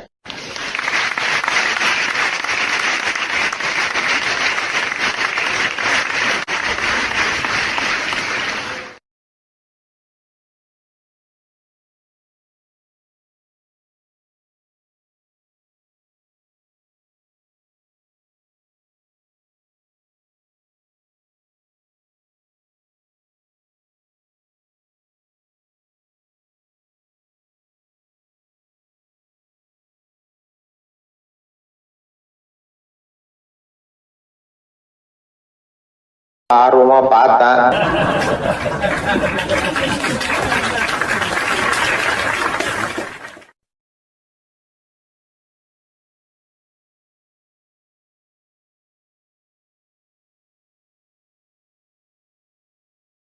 ஒரு ஊர்ல ஒரு ஆள் இருந்தான். அவனுக்கும் அவன் மனைவிக்கும் சண்டை. இவன் கோவிச்சுக்கிட்டு வீட்டை விட்டு வெளியில வந்துட்டான். நேரா தன்னுடைய நண்பன் ஒருத்தனை தேடிட்டு போனான். அந்த நண்பன் எப்படின்னா, எதுக்கும் அசர மாட்டான், எப்பவும் மகிழ்ச்சியா இருப்பான். அவன்கிட்ட போய் இவன் யோசனை கேட்டான். அது சரி, நீ எப்படி எப்பவும் மகிழ்ச்சியா இருக்கிற, என்னால் அப்படி இருக்க முடியலையே அப்படின்னு கேட்டான். என்ன நடந்தது சொல்லுன்னா அவன். வீட்டில் எனக்கும் என் மனைவிக்கும் தகராறு, நிம்மதி இல்லை. அதுதான் இங்கே வந்தேன், உங்ககிட்ட யோசனை கேட்கலாமேன்னு அப்படின்னு விவரத்தை சொன்னான். அதை கேட்டுவிட்டு அதுக்கப்புறமா இவன் சொன்னான், இந்த பாருப்பா, இது ஒன்றும் பெரிய விஷயம் இல்லை. எனக்கு 2 மனைவிகள், 2 வீடு. ஒரு வீட்டில் சண்டை வந்துட்டுதுன்னா நேராக இன்னொரு வீட்டுக்கு வந்துடுவேன். இங்கே சண்டை வந்துட்டுதுன்னா நேராக அங்கே போயிடுவேன். 2 குடும்பம் இருக்கிறதுனால இப்படி ஒரு வசதி. இதுதான் என்னுடைய மகிழ்ச்சியின் ரகசியம் அப்படின்னு நானா. ஓ அப்படியா விஷயம், இப்போ புரிஞ்சுக்கிட்டேன், உன்னுடைய யோசனைக்கு ரொம்ப நன்றி அப்படின்னு சொல்லிவிட்டு அவன் திரும்பி வந்துட்டான். அங்கே இங்கே தேடினான். ஒரு வாரத்துக்குள்ளே இன்னொரு பொண்ணை தேடி கண்டுபிடிச்சி கல்யாணம் பண்ணிட்டான். இப்போ இவனுக்கும் 2 வீடு ஆயிட்டுது. அதுக்கப்புறம் என்னாச்சு தெரியுமா, இவன் 2வதாக கல்யாணம் பண்ணிக்கிட்டு வந்தானே, இந்த செய்தி முதல் மனைவிக்கு தெரிஞ்சு போச்சு. போனான், அது கழுத்தை பிடிச்சி வெளில தள்ளி விட்டு கதவை சாத்தி விட்டுது. இனிமேல் இந்த பக்கம் வராத, எனக்கு தெரியாமல் எப்படி நீ இன்னொரு கல்யாணம் பண்ண அப்படின்னு சொல்லி அடித்து விரட்டி விட்டுது. இவன் அதனால் என்ன பரவாயில்லன்னு 2வது மனைவி வீட்டுக்கு போனான். அங்கே பார்த்து, நீ எனக்கு கல்யாணம் பண்ணுறதுக்கு முன்னாடி ஏற்கனவே உனக்கு கல்யாணம் ஆச்சுங்கிற விஷயத்தை ஏன் என்கிட்ட சொல்லலை அப்படின்னு சொல்லி அதுவும் கழுத்தை பிடிச்சி வெளில தள்ளி விட்டுது. இவன் வீதிக்கு வந்துட்டான். இங்கேயும் போக முடியல, அங்கேயும் போக முடியல. என்ன இது, அவன் சொல்லி கொடுத்த யோசனை ஒன்றும் சரியாக வரலையே அப்படின்னு யோசனை பண்ணிக்கிட்டே நடந்தான். வழியில் ஒரு பாழடைஞ்ச மண்டபம். சரி, இன்னைக்கு ராத்திரி இங்கேயே படுத்துருவோம், வேற எங்கேயும் போய் படுத்துவங்க முடியாது. அதான் 2 பேரும் விரட்டி விட்டாங்களே, என்ன பண்ணுறது அப்படின்னு சொல்லி அந்த மண்டபத்தில் போய் ஒரு தூணில் ஓரமாக சாஞ்சி உக்காந்தான். அப்போ எதுக்காப்புல இன்னொரு தூண் ஓரமாக யாரோ அசைகிறது மாதிரி தெரிஞ்சுது, லேசான இருட்டில். யாரப்பா அது அப்படின்னு கிட்ட போய் பார்க்குறான். அப்புறம் தான் தெரியுது, அவன் யார் தெரியுமா, இவனுக்கு யோசனை சொன்னான்ல 2 கல்யாணம் பண்ணிக்கணும்னு சொல்லி, அவன் அங்கே படுத்து கிடக்குறான். டேய் நீ எப்படிறா இங்கே வந்த அப்படின்னா, 2 வீட்லேயும் சண்டை வந்துட்டுது, அதுதான் இங்கே வந்தேன், படுத்து தூங்கலாமேன்னு அப்படின்னா. 2 வீடு இருக்கிறது சௌரியம்னு என்கிட்ட சொன்னியப்பா அப்படின்னா இவன். நான் அப்படி சொன்னதுக்கு ஒரு காரணம் உண்டுன்னா அவன். என்னடா காரணம்னு கேட்டான். அது வேற ஒன்றும் இல்லை, தினமும் ராத்திரி இல்லை இந்த மண்டபத்தில் தனியாக படுக்கிறதுக்கு எனக்கு பயமாக இருந்தது, எனக்கு ஒரு துணை தேவைப்பட்டது, அதுக்காக தான் உங்ககிட்ட அப்படி ஒரு யோசனை சொன்னேன். இப்போ நீ வந்ததுனால எனக்கு துணை கிடைச்சிட்டுது. இப்போ நம்ம 2 பேரும் துணையாக இங்கே படுத்துக்கலாம், நீ அந்த தூணில் சாஞ்சிக்கோ, நான் இந்த தூணில் சாஞ்சிக்கிறேன் அப்படின்னு சொல்லி படுத்து தூங்க ஆரம்பிச்சிட்டானோ. அதாவது நம்ம வாழ்க்கையில் முடிவுகள் எடுக்கிற விஷயத்தில் இந்த ஆள் மாதிரி தான் பல பேர் நடந்துக்கிறோம் அப்படிங்கிறார். அதாவது உலக புகழ்பெற்ற மனோதத்துவ மேதை ஸ்காட் பெக் அப்படிங்கிறவர். அதாவது வீட்டுக்கு தேவையான பொருள்கள் வாங்குறதுலேருந்து கல்யாணம் பண்ணுறது, வீடு கட்டுறது வரைக்கும் அடுத்தவங்க பேச்சை கேட்டு வீணா போகிறவங்க தான் அதிகம். அறிவுரை கேட்கறதுல தப்பு இல்லை, ஆனால் அதுக்கப்புறம் அதை பற்றி சரியாக சிந்திச்சு பார்க்கறது இல்லை, அதுதான் தப்பு. சில பேர் அறிவுரை சொல்கிறதுலேயே ரொம்ப தெளிவாக இருப்பாங்க. ஏன் சார் 2 சம்சாரத்தோட குடும்பம் நடத்துறது ரொம்ப கஷ்டமானு கேட்டாராம் ஒருத்தர். அது எனக்கு தெரியாதுங்க அப்படின்னாராம் அவர். ஏன்னு கேட்டிருக்கார். ஏன்னா எனக்கு 3 சம்சாரம் அப்படின்னாராம் அவர்.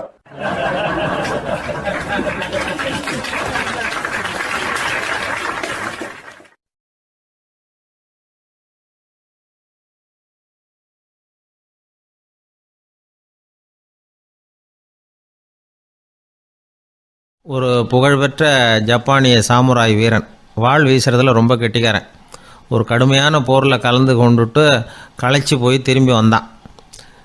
படுக்கையில் விழுந்தான். பக்கத்தில் என்னமோ சத்தம் கேட்டுது. திரும்பி பார்த்தான். ஒரு எலி அவனை முறைச்சி பார்த்துக்கிட்டு இருந்தது. உடனே வாழை உருவனா வீசினான். அது தப்பிச்சிட்டு ஓடி போச்சு. எவ்வளோ முயற்சி பண்ணி பார்த்தா முடியல. கடைசியில் அந்த வாள் முறிஞ்சு போனது தான் மிச்சம். ஒரு பக்கம் அவனுக்கு இது அவமானமாக போயிட்டுது, இன்னொரு பக்கம் பயமாக போயிட்டுது. எவ்வளவோ போர்களில் எதிரிகளை பந்தாடினவன் அவன் ஒரு எலிகிட்ட தோற்று போய்டுறதா அவனால் சகிச்சிக்க முடியல.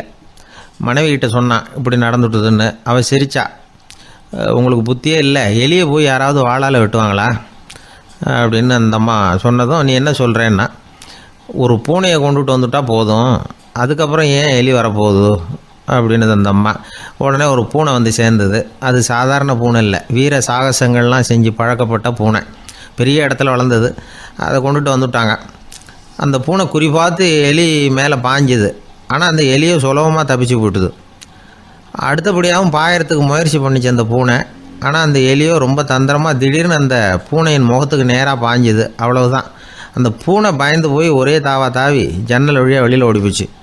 அந்த வீரனுக்கு இது ஒரு பெரிய அதிர்ச்சியாக இருந்தது. அடுத்தபடியாக யோசனை பண்ணான். ராஜா வளர்த்துக்கிட்டு இருந்த அரண்மனை பூனையை ஒரு நாள் இரவலாக கேட்டு வாங்கிட்டு வந்தான். ஊர் உலகம்லாம் பேர் வாங்கின பூனை இது.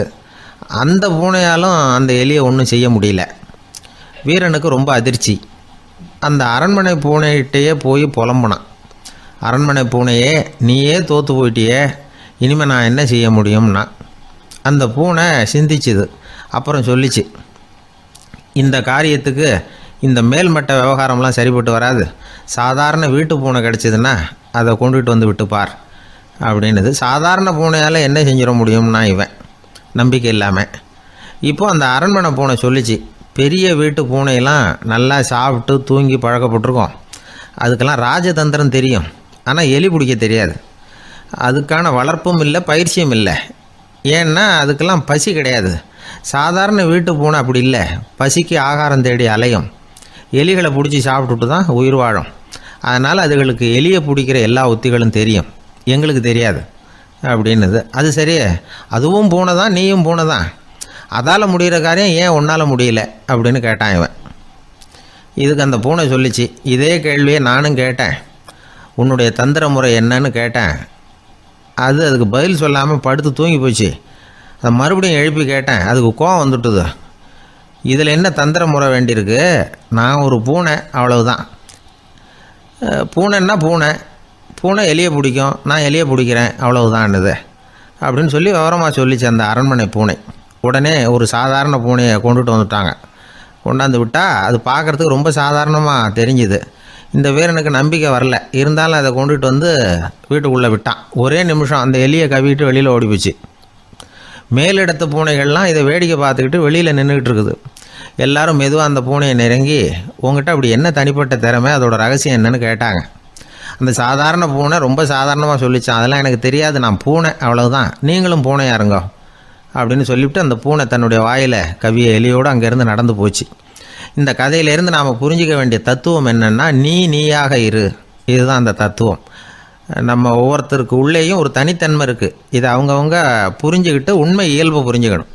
நம்முடைய இயல்பு என்னங்கிறது நமக்கு தெரியணும். அதை கண்டுபிடிக்கிறது தான் உண்மையான கலை. ஒரு பெரிய மனுஷன் வாயை அகலமாக திறந்து வச்சுட்டு தூங்கிட்டு இருந்தான். உடனே ஒரு எலி உள்ளே பூந்துட்டு தான்.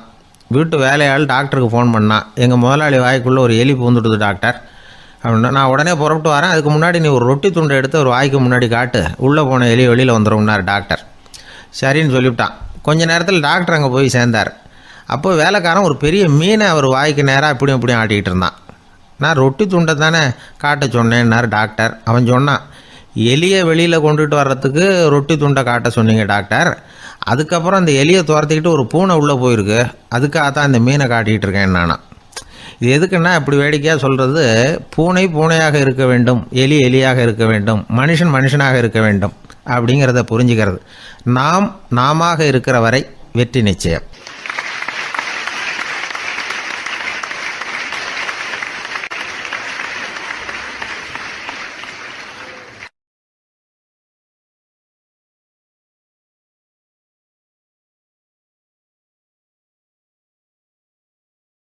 எனக்கு ஒரு நண்பர், அவர் ஒரு வழக்கறிஞர்.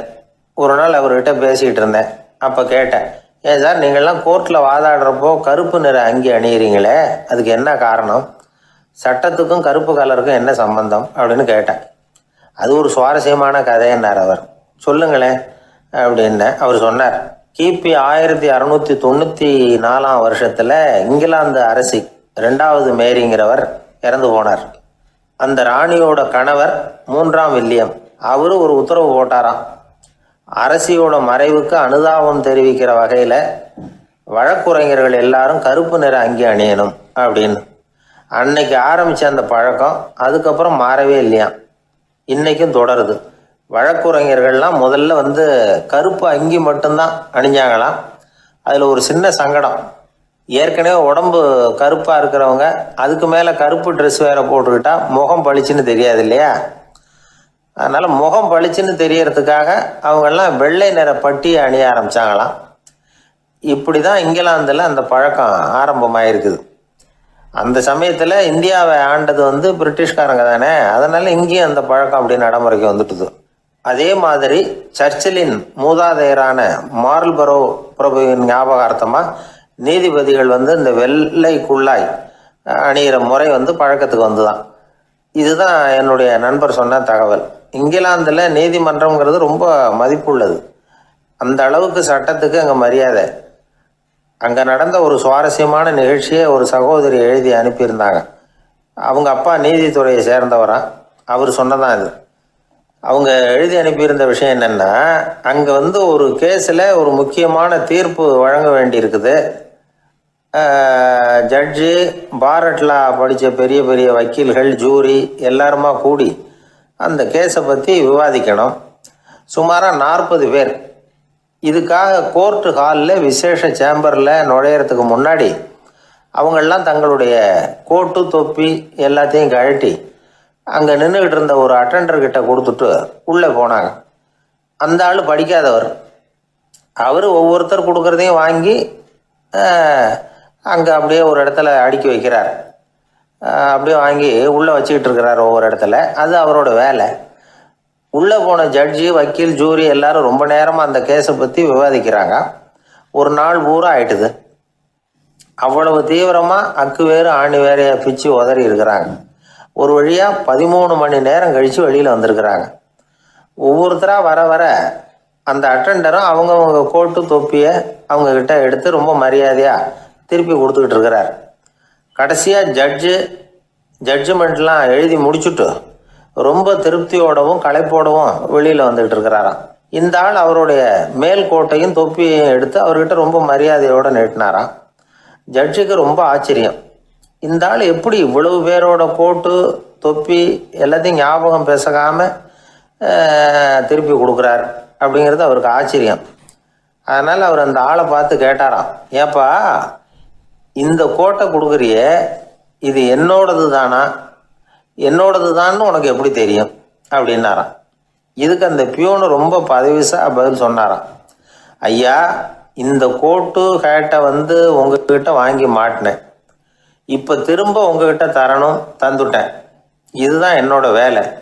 மற்றபடி இது உங்களோடதா இல்லையா அப்படிங்கிறதெல்லாம் எனக்கு தெரியாதுங்க அப்படின்னாராம்.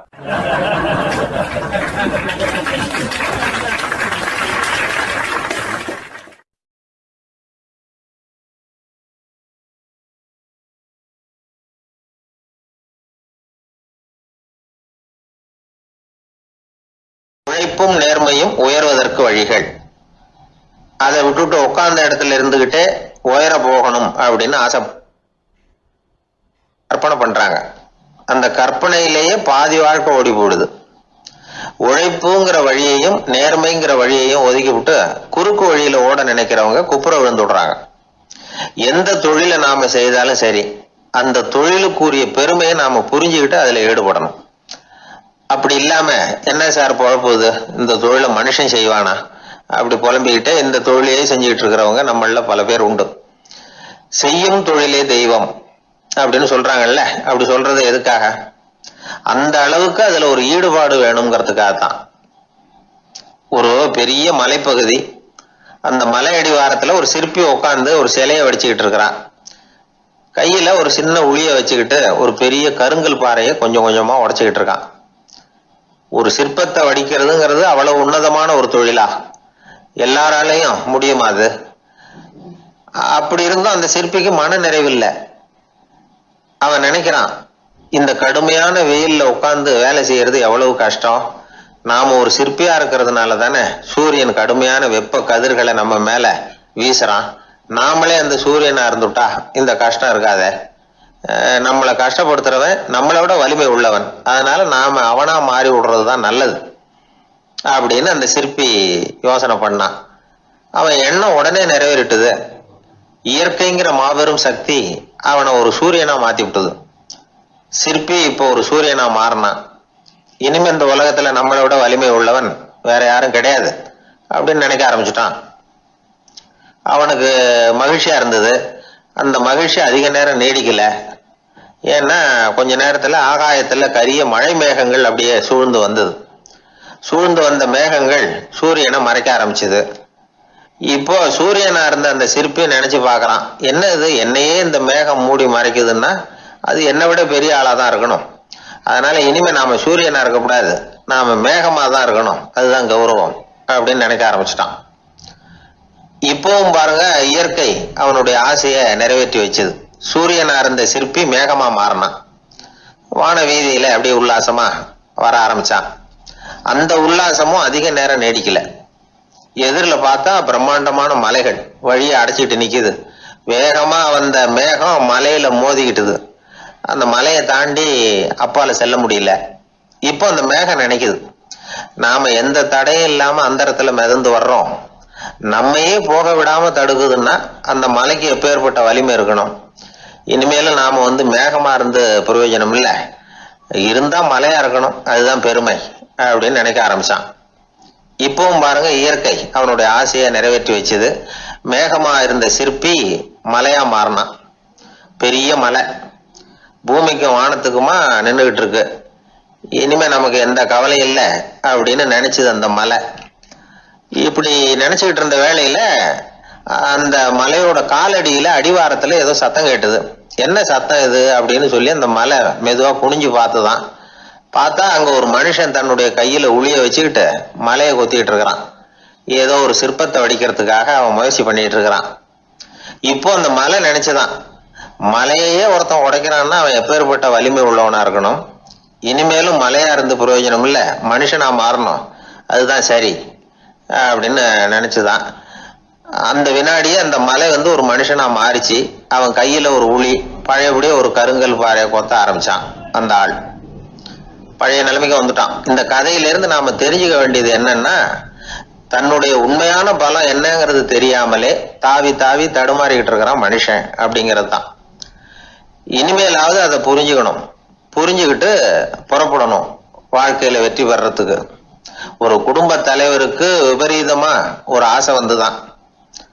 அதாவது ஒரு நாள் பூராவும் புடவை கட்டிக்கிட்டு மனைவி செய்கிற வீட்டு வேலைகள், சமையல் வேலைகள் எல்லாத்தையும் தானே செய்யணும், மனைவிக்கு ஆண் வேஷம் போட்டு ஆபீஸுக்கு அனுப்பி வச்சுடணும் அப்படின்னு ஆசைப்பட்டான். இதுதான் அந்த ஆசை. அதே மாதிரி செஞ்சான். பெண் வேஷத்துல சமையல் பண்ணிட்டு இருந்தான். இருட்டி விட்டுது. இந்த சமயத்துல வாசல் கதவு தட்டப்படுற சத்தம் கேட்டுது. ஓடி போய் திறந்தான். பக்கத்து வீட்டு அம்மா கிடுகிடுன்னு உள்ள வந்துட்டாங்க, காப்பி பொடியோ ஏதோ வாங்கறதுக்கு. இவன் பயந்து போய், கமலாம்மா, நான் சுசீலா இல்ல, சுசீலாவோட புருஷன், பெண் வேஷத்துல இருக்கிறேன், சும்மா ஒரு சேஞ்சுக்காக அப்படின்னா. உடனே அந்த அம்மா கிட்ட பயப்படாத, நானும் கமலா இல்ல, கமலாவோட புருஷன், இதுவும் சும்மா ஒரு சேஞ்சுக்காகத்தான் அப்படின்னானா. இப்படி வாழ்க்கையை விபரீதமா நினைச்சுக்கிட்டு வேற வேற கற்பனைகள்ல வீணாக்கிக்கிட்டு இருக்கிறவங்க தான் ரொம்ப அதிகம். நாம அதுவா மாறணும்னு நினைக்கிறது தப்பு, நாம இருக்கணும் அப்படின்னு நினைக்கிறது தான் உண்மை, அதுதான் சரி. அந்த சிற்பி என்னென்னோ கற்பனை பண்ணி கடைசியில மறுபடியும் சிற்பியாகவே சேர்ந்தான் பாருங்க. அதனால நம்முடைய உண்மையான பலம் என்ன அப்படிங்கிறத தெரிஞ்சுக்கிட்டு நடந்துகிட்டோம்னா வாழ்க்கையில எப்பொழுதும் வெற்றி நிச்சயம்.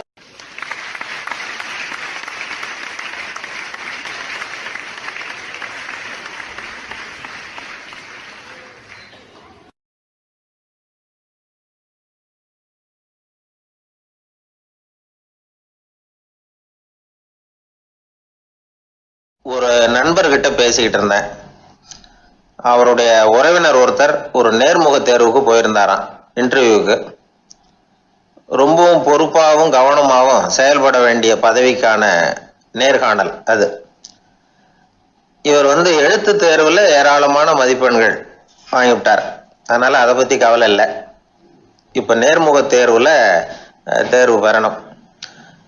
ஏராளமான சான்றிதழ்கள் வச்சிருந்தார். நேர்காணல்ல கேட்கப்பட்ட எல்லா கேள்விகளுக்கும் சரியான பதில தான் சொன்னார். இருந்தாலும் பாருங்க, அந்த நேர்முக தேர்வுல அவர் தேர்ந்தெடுக்கப்படலை.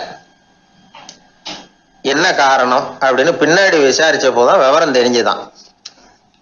அது என்ன ஆயிருக்குதுன்னா, அந்த நேர்காணலின் போது இவர் நடந்துகிட்ட முறையில சில தவறுகள் நடந்து போச்சான். முக்கியமா 2 தவறுகள். ஒண்ணு, அவங்க ஒரு கேள்வியை கேட்டு முடிக்கிறதுக்குள்ளேயே இவர் பதில் சொல்ல ஆரம்பிச்சுட்டாராம். 2வது என்னன்னா, இவர் நாற்காலியில தாராளமா இயல்பா சாஞ்சி உட்காராம நாற்காலி முனையில உட்கார்ந்துருந்தாராம். இந்த 2 விதமான செயல்பாடுகளும் இவர் அவசரப்படுறவர், பதற்றப்படுறவர் அப்படிங்கிறதுக்கான அடையாளங்கள். அதாவது கேள்வியை கேட்டு முடிக்கிறதுக்குள்ளேயே முந்திக்கிட்டு பதில் சொல்றது. 2வது, நாற்காலியில இயல்பா தாராளமா உட்காராம நாற்காலி முனையில உட்கார்றது. பார்க்க போற வேலைக்கு அவசரம், பதற்றம் இது 2 இருக்கக்கூடாதான். அதனால மார்க் இருந்தும் சர்டிபிகேட் இருந்தும் அந்த வேலை வாய்ப்பு அவருக்கு கிடைக்கல. வேலை கொடுக்கறவங்க நம்ம கிட்ட இருந்து என்னதான் எதிர்பார்க்கறாங்க, இதை தெரிஞ்சு வச்சுக்கிறது நல்லது. முதல்ல மற்றவர்களுடன் தொடர்பு கொள்ளும் திறமை, அதாவது எபிலிட்டி டு கம்யூனிகேட். நீங்க நினைக்கிறத அழகா தொகுத்து வகைப்படுத்தி சொல்ல தெரியுதான்னு பார்ப்பாங்க. உங்க திட்டங்களை அடுத்தவங்க ஏற்றுக்கொள்ளக்கூடிய விதத்துல வெளிப்படுத்துறதுக்கு உங்களால முடியுதான்னு பார்ப்பாங்க. இதுக்கு என்ன செய்யறது? குழப்பம் இல்லாம சிந்திக்கணும், குழப்பம் இல்லாம பேசணும். ரெண்டாவது விஷயம் என்னன்னா புத்திசாலித்தனம், அதாவது இன்டெலிஜென்ஸ். ஏத்துக்க போற வேலையை நல்ல விதமா செய்ய முடியுமா உங்களால, அதை எந்தெந்த வழியில செய்யலாம் அப்படிங்கிறத உங்களால தீர்மானிக்க முடியுமா, அந்த வேலைக்கான புது புது யோசனைகளை உங்களால சொல்ல முடியுமா அப்படின்னு பார்ப்பாங்க. இது இன்டெலிஜென்ஸ். மூணாவது தன்னம்பிக்கை, அதாவது செல்ஃப் கான்ஃபிடன்ஸ். உங்களுக்கு அது உண்டா அப்படிங்கிறத கவனிப்பாங்க. எந்த சூழ்நிலையையும் சமாளிக்கணும், எப்படிப்பட்ட மனிதர்களையும் சமாளிக்கிற தைரியம் வேணும், அடுத்தவங்களை நமக்கு சாதகமா திருப்பக்கூடிய தன்னம்பிக்கை வேணும். நாலாவது பொறுப்புகளை முன்வந்து ஏற்றுக்கொள்ளுதல், வில்லிங்னஸ் டு அக்செப்ட் ரெஸ்பான்சிபிலிட்டி. பொறுப்புகள்ல இருந்து நழுவி போக ஆசைப்படாம செஞ்சு முடிக்கணும். அஞ்சாவது முன் வருதல், இனிஷியேட்டிவ். வேலையோட முக்கியத்துவம் உணர்ந்து அதை ஏத்துக்கிட்டு தகுந்த நடவடிக்கைகளை தயங்காம எடுக்கிறதுக்கு முன் வரணும். ஆறாவது என்னன்னு கேட்டீங்கன்னா தலைமைத்துவம், லீடர்ஷிப். 4 பேருக்கு தலைமை தாங்கி நல்ல விதத்துல நடந்துக்க தெரியுதா. ஏழாவது கற்பனை திறன், இமேஜினேஷன். சில பிரச்சனைகள் வரக்கூடும் அப்படின்னு முன்கூட்டியே யூகிச்சு அதுக்கு தகுந்த மாதிரி நடவடிக்கை எடுக்கிற திறமை உண்டா அப்படிங்கிறத பார்ப்பாங்க. எட்டாவது என்னன்னா வளைந்து கொடுத்தல், பிளெக்சிபிலிட்டி. சூழ்நிலைக்கு தகுந்த மாதிரி, மாற்றங்களுக்கு தகுந்த மாதிரி அனுசரிச்சு நடந்துக்கிறதுக்கு தெரியுதா உங்களுக்கு அப்படிங்கிறத கவனிப்பாங்க. அடுத்தது திறமைகளை வெளிக்கொணரும் திறமை, இன்டர்பர்சனல் ஸ்கில்ஸ். அடுத்தவங்க கிட்ட இருக்கிற திறமையை கண்டுபிடிச்சி அதை நல்ல விதத்துல ஊக்கப்படுத்தி பயன்படுத்த தெரியுதா அப்படின்னு பார்ப்பாங்க. ஆறாவது சுய அறிவு, செல்ஃப் நாலேஜ். அடுத்தவங்க நம்மளை பத்தி என்ன நினைக்கிறாங்க அப்படிங்கிறத நம்மளால புரிஞ்சுக்க முடியுதாங்கிறது முக்கியம். அடுத்தது போட்டி மனப்பான்மை, காம்படிட்டிவ்னஸ். அடுத்தவங்களை ஒப்பிட்டு பார்த்து அதை விட ஒரு படி மேல வரணுங்கிற குணம் வேணும். இதுக்கு அடுத்தது என்னன்னா குறிக்கோளை வெல்லுதல், கோல் அச்சீவ்மெண்ட். குறிக்கோளை சவாலா எடுத்துக்கிட்டு அதை அடையணும். அப்புறம் வேறுபட்ட திறமைகள், ஒகேஷனல் ஸ்கில்ஸ். பதவிக்கு வேண்டிய திறமைகள் தவிர மற்ற திறமைகள் எதுவும் உண்டாங்கிறது முக்கியம். நமக்கு வேலை கொடுக்கணும்னு நினைக்கிறவங்க நம்ம கிட்ட இருந்து இவ்வளவும் எதிர்பார்ப்பாங்க. அதுக்கு தகுந்த மாதிரி நம்மளை நாமே தயார்படுத்திக்கணும். எனக்கு வேண்டப்பட்ட ஒருத்தர் ஒரு இன்டர்வியூக்கு போயிட்டு வந்தார், நேர்காணலுக்கு. எப்படி இருந்தது இன்டர்வியூன்னு விசாரிச்சேன். நான் போனேன்.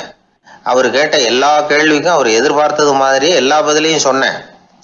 கடைசியா நான் எதிர்பார்க்காத ஒரு தகவலை அவர் சொன்னார் அப்படின்னாரு. என்னன்னு கேட்டேன். அவரும் என்ன மாதிரியே இன்டர்வியூக்கு வந்தவர் தானா, சும்மா என்ன கேள்வி கேட்டுக்கிட்டு உட்காந்துருந்தாராம் அப்படின்னார். அதனால ஒரு நேர்காணலுக்கு போறதுக்கு முன்னாடி என்ன எதிர்பார்க்கறாங்க அப்படிங்கறத தெரிஞ்சுக்கிட்டு போனா வெற்றி நிச்சயம்.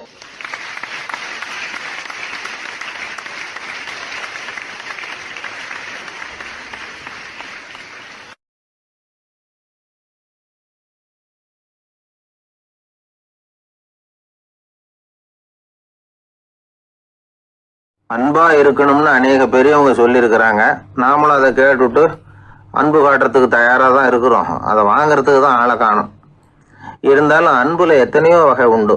அதை சரியா புரிஞ்சுக்கிட்டு அதுக்கப்புறம் அன்பு காட்ட ஆரம்பிக்கணும். வகையை புரிஞ்சுக்காம அன்பு காட்டினா வம்புல மாட்டிக்க வேண்டியதுதான். அன்புன்னா சாதாரணமா நினைச்சு விடாதீங்க. அதுல எவ்வளவு விதம் தெரியுமா? இரக்கம், கருணை, காருண்யம், பந்துத்துவம், பட்சம், பாசம், நேசம், விசுவாசம், அபிமானம், காதல், பக்தி, இப்படி பல விதமா அதை பத்தி சொல்லி வச்சிருக்கிறாங்க பெரியவங்க. இந்த வார்த்தைகள்லாம் நாம கேள்விப்பட்டது தான். இருந்தாலும் அதுகளுக்குள்ள என்ன வித்தியாசம்னு கேட்டா சரியா சொல்ல தெரியாது. அதனால இந்த வார்த்தைகளுக்கெல்லாம் பெரியவங்க என்ன விளக்கம் சொல்றாங்கன்னு இப்போ பார்க்கலாம். எளியவர்கள் மேல செலுத்துற அன்பு இருக்கு பாருங்க, அதுக்கு இரக்கம்னு பேரு. அறிவு பலம், சரீர பலம், இது ரெண்டும் இல்லாதவங்க மேல, அதாவது வலிமையற்றவர்கள் மேல செலுத்துற அன்பு இருக்கு பாருங்க, அதுதான் கருணை. எறும்புல இருந்து யானை வரைக்கும் சகல ஜீவராசிகள் மேலேயும் காட்டுற அன்புக்கு காருண்யம்னு பேரு, ஜீவகாருண்யம். சிவி சக்கரவர்த்தி காட்டின அன்பு இந்த ரகம். உறவினர்கள், சொந்தக்காரங்க, அவங்க வசதியா இருந்தாலும் வறுமையில இருந்தாலும் வித்தியாசம் இல்லாம காட்டுற அன்பு இருக்கு பாருங்க, அதுக்கு பேரு பந்துத்துவம். ஒரு எஜமானன் வேலையாள்கிட்ட காட்டுற அன்பு இருக்கு பாருங்க, அதுக்கு பேரு தான் பட்சம். அவனும் தன்னை மாதிரி மனுஷன்தாங்கிற நினைப்பு வேணும். ஒரு தாய் தன்னுடைய குழந்தை மேல, ஒரு குழந்தை தன்னுடைய தாய் மேல செலுத்துற அன்புக்கு பாசம்னு பேரு. ஈருடல் ஓர் உயிர்னு நினைக்கிறது இது. ராமரும் கௌசலையும் இதுக்கு உதாரணம். தம்மை ஒத்த நண்பர்கள் கிட்ட செலுத்துற அன்புக்கு நேசம்னு பேரு. வயசு, செல்வம், அந்தஸ்து இந்த வித்தியாசமெல்லாம் பார்க்காம அவங்க சுக துக்கத்துல சமபங்கு எடுத்துக்கிறது இது. கிருஷ்ணன் குசேலர்கிட்ட காட்டினது இந்த ரகம். வேலை செய்யறவன் முதலாளி கிட்ட காட்டுற அன்புக்கு விசுவாசம்னு பேரு.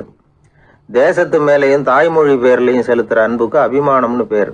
தேசாபிமானம்னு சொல்றமே இதுதான். ஒரு கணவன் மனைவி பேர்ல காட்டுற அன்புக்கு காதல்னு பேரு. கடவுள் பேர்ல செலுத்துற அன்புக்கு பக்தின்னு பேரு. இப்படி அன்புல பல ரகம் இருக்கிறப்போ அதுல உள்ள வித்தியாசம் தெரியாம இடம் மாத்தி அன்பு காட்டினா இடைஞ்சல் தான். சரி, இந்த அன்பை பத்தி விஞ்ஞானம் என்ன சொல்லுது தெரியுமா? இதயத்தை பாதுகாக்கிறதுக்கு முக்கியமா தேவைப்படுற ஒண்ணு இந்த அன்பு தான்னு சொல்லுது. நெதர்லாந்து விஞ்ஞானிகள் இதை ஆராய்ச்சி பண்ணியே கண்டுபிடிச்சிருக்கிறாங்க. கொஞ்சம் முயல் குட்டிகளை 2 பிரிவா பிரிச்சாங்க. 2 குரூப்புக்கும் கொழுப்பு அதிகமா உள்ள ஆகாரத்தையே கொடுத்துக்கிட்டு வந்தாங்க. ஆனா ஒரு குரூப்புக்கு வெறுமன ஆகாரத்தை கொடுத்ததோட சரி, இன்னொரு குரூப் முயல்களுக்கு ஆகாரம் கொடுத்ததோட நிறுத்திக்கல. அதுக்கு முன்னாடி கூண்டுகளை திறந்து விட்டு முயல்களை கொஞ்ச நேரம் எடுத்து கொஞ்சி விட்டு அதுக்கப்புறமா ஆகாரம் கொடுத்தாராம் ஆராய்ச்சியாளர். இந்த குரூப்புக்கு இதய பாதிப்பு 60% குறைச்சலா இருந்துதான். சில நோயாளிகளுக்கு ஹார்ட் அட்டாக் வந்தாலும் அதை தாங்கிக்கிட்டு குணமாகிற சக்தி அதிகமா இருக்குது. இது எப்படின்னு ஆராய்ச்சி பண்ணி பார்த்துருக்குறாங்க. அவங்கெல்லாம் மனைவி தன் பேர்ல ரொம்ப அன்பா இருக்கிறதாக நினைக்கிறவங்களா இருக்கிறாங்களாம். இதய நோயாளிகள் பல பேரை சந்திச்சு இதய நோய் ஏற்பட என்ன காரணம்னு கேட்டிருக்கிறாங்க. அவங்க சொன்ன காரணம்லாம் சாப்பாடு சம்பந்தமா இல்லையா, மனைவி அன்பா இல்லை, இப்படிப்பட்ட காரணத்தை தான் சொல்றாங்களாம். அதனால இதயத்தை பாதுகாக்கணும்னு நினைக்கிறவங்க அடுத்தவங்க அன்பா இருக்கிறது மாதிரி பார்த்துக்குங்க, அதுதான் முக்கியம். ஒருத்தர் முகம் பூரா பிளாஸ்டரி போட்டுக்கிட்டு வந்தார். ரொம்ப கோபமா, என்னங்க ஆச்சுன்னு விசாரிச்சேன். எல்லாம் உங்களால தான் சார்னார். விவரமா சொல்லுங்களேன். என்ன உங்க தகவலை கேட்டுட்டு ஒரு பூனைக்குட்டியை கையில எடுத்தேன், அன்பா அதை தடவி கொடுக்கறதுக்காக. ஆனா அது முந்திக்கிட்டது, அது என் முகத்தை தடவி கொடுத்துட்டுது. முகம் பூரா நகை கீறல், அதுதான் இப்படி அப்படின்னார். அன்புல அறிவு சேராததுனால வந்த கோளாறு இது.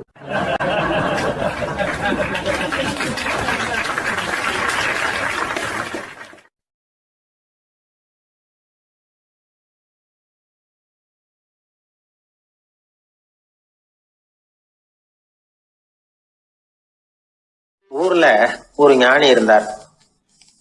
ஒரு நாள் அவரை தேடிட்டு ஒருத்தர் வந்தார்.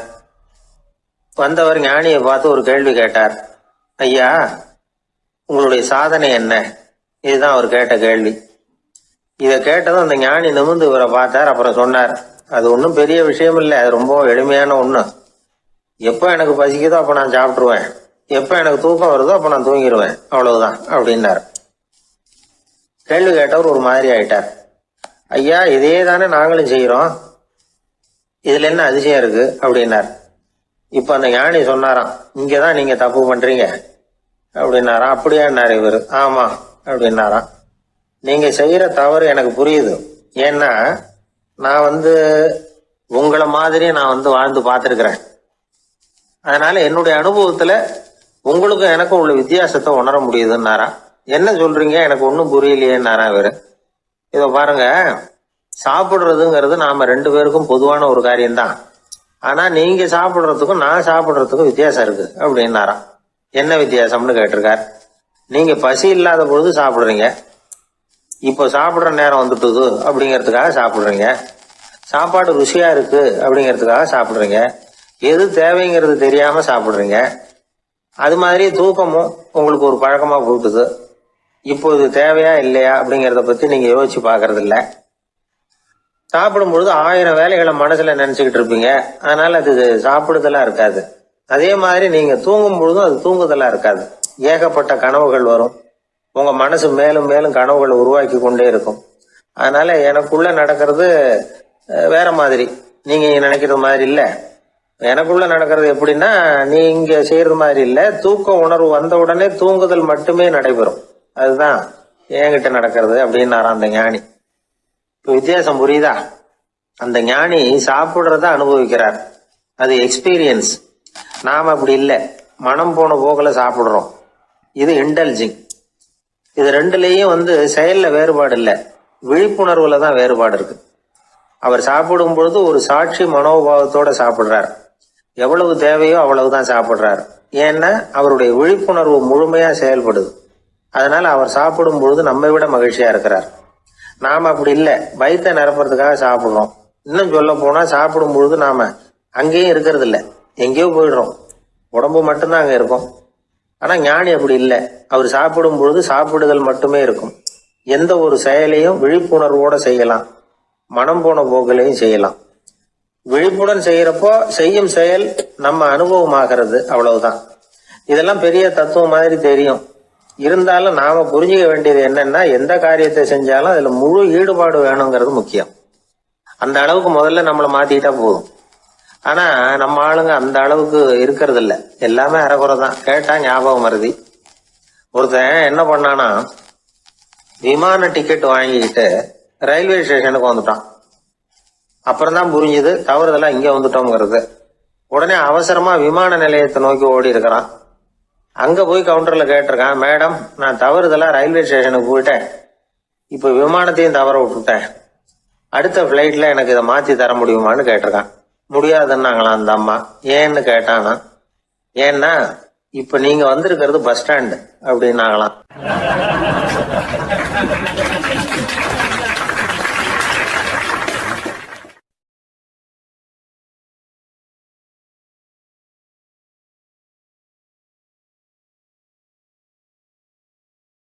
ஒரு கோவில்ல ஆன்மீக சொற்பொழிவு நடந்துகிட்டு இருக்குது. ஒரு பெரியவர் பேசிக்கிட்டு இருக்கார். கடவுளை பத்தியும் சொர்க்கத்தை பத்தியும் மனுஷனை பத்தியும் அவர் விவரமா பேசுறார். எல்லாரும் உட்காந்து கேட்கறாங்க.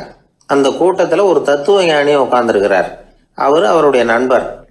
பேசி முடிச்சதும் அந்த பெரியவர் மேடையை விட்டு இறங்கினார். நேரா அந்த தத்துவ ஞானிகிட்ட வந்தார். எப்படி இருந்தது என்னுடைய பேச்சு அப்படின்னு கேட்டார். நீங்க பேசினது ஒண்ணுக்கு ஒண்ணு முரண்பாடா தெரிஞ்சது அப்படின்னாராம் இவர். நான் என்ன அப்படி தப்பா பேசிவிட்டேன் அப்படின்னாராம் அவரு. கடவுளை நம்புகிறவன் சொர்க்கத்துக்கு போவான்னு சொன்னீங்க, அப்புறம் நல்ல விதமா வாழறவன் சொர்க்கத்துக்கு போவான்னு சொன்னீங்க அப்படின்னாராம். இதுல என்ன முரண்பாடுன்னு கேட்டிருக்காரு அவர். இதுலதான் முரண்பாடு தெரியுது எனக்கு. அதாவது இங்க ஒருத்தன் எல்லா தப்பும் பண்ணிட்டு இருக்கிறான், அவன் கடவுளை நம்பினான்னா அவன் சொர்க்கத்துக்கு போவானா? இது என்னுடைய முதல் கேள்வி.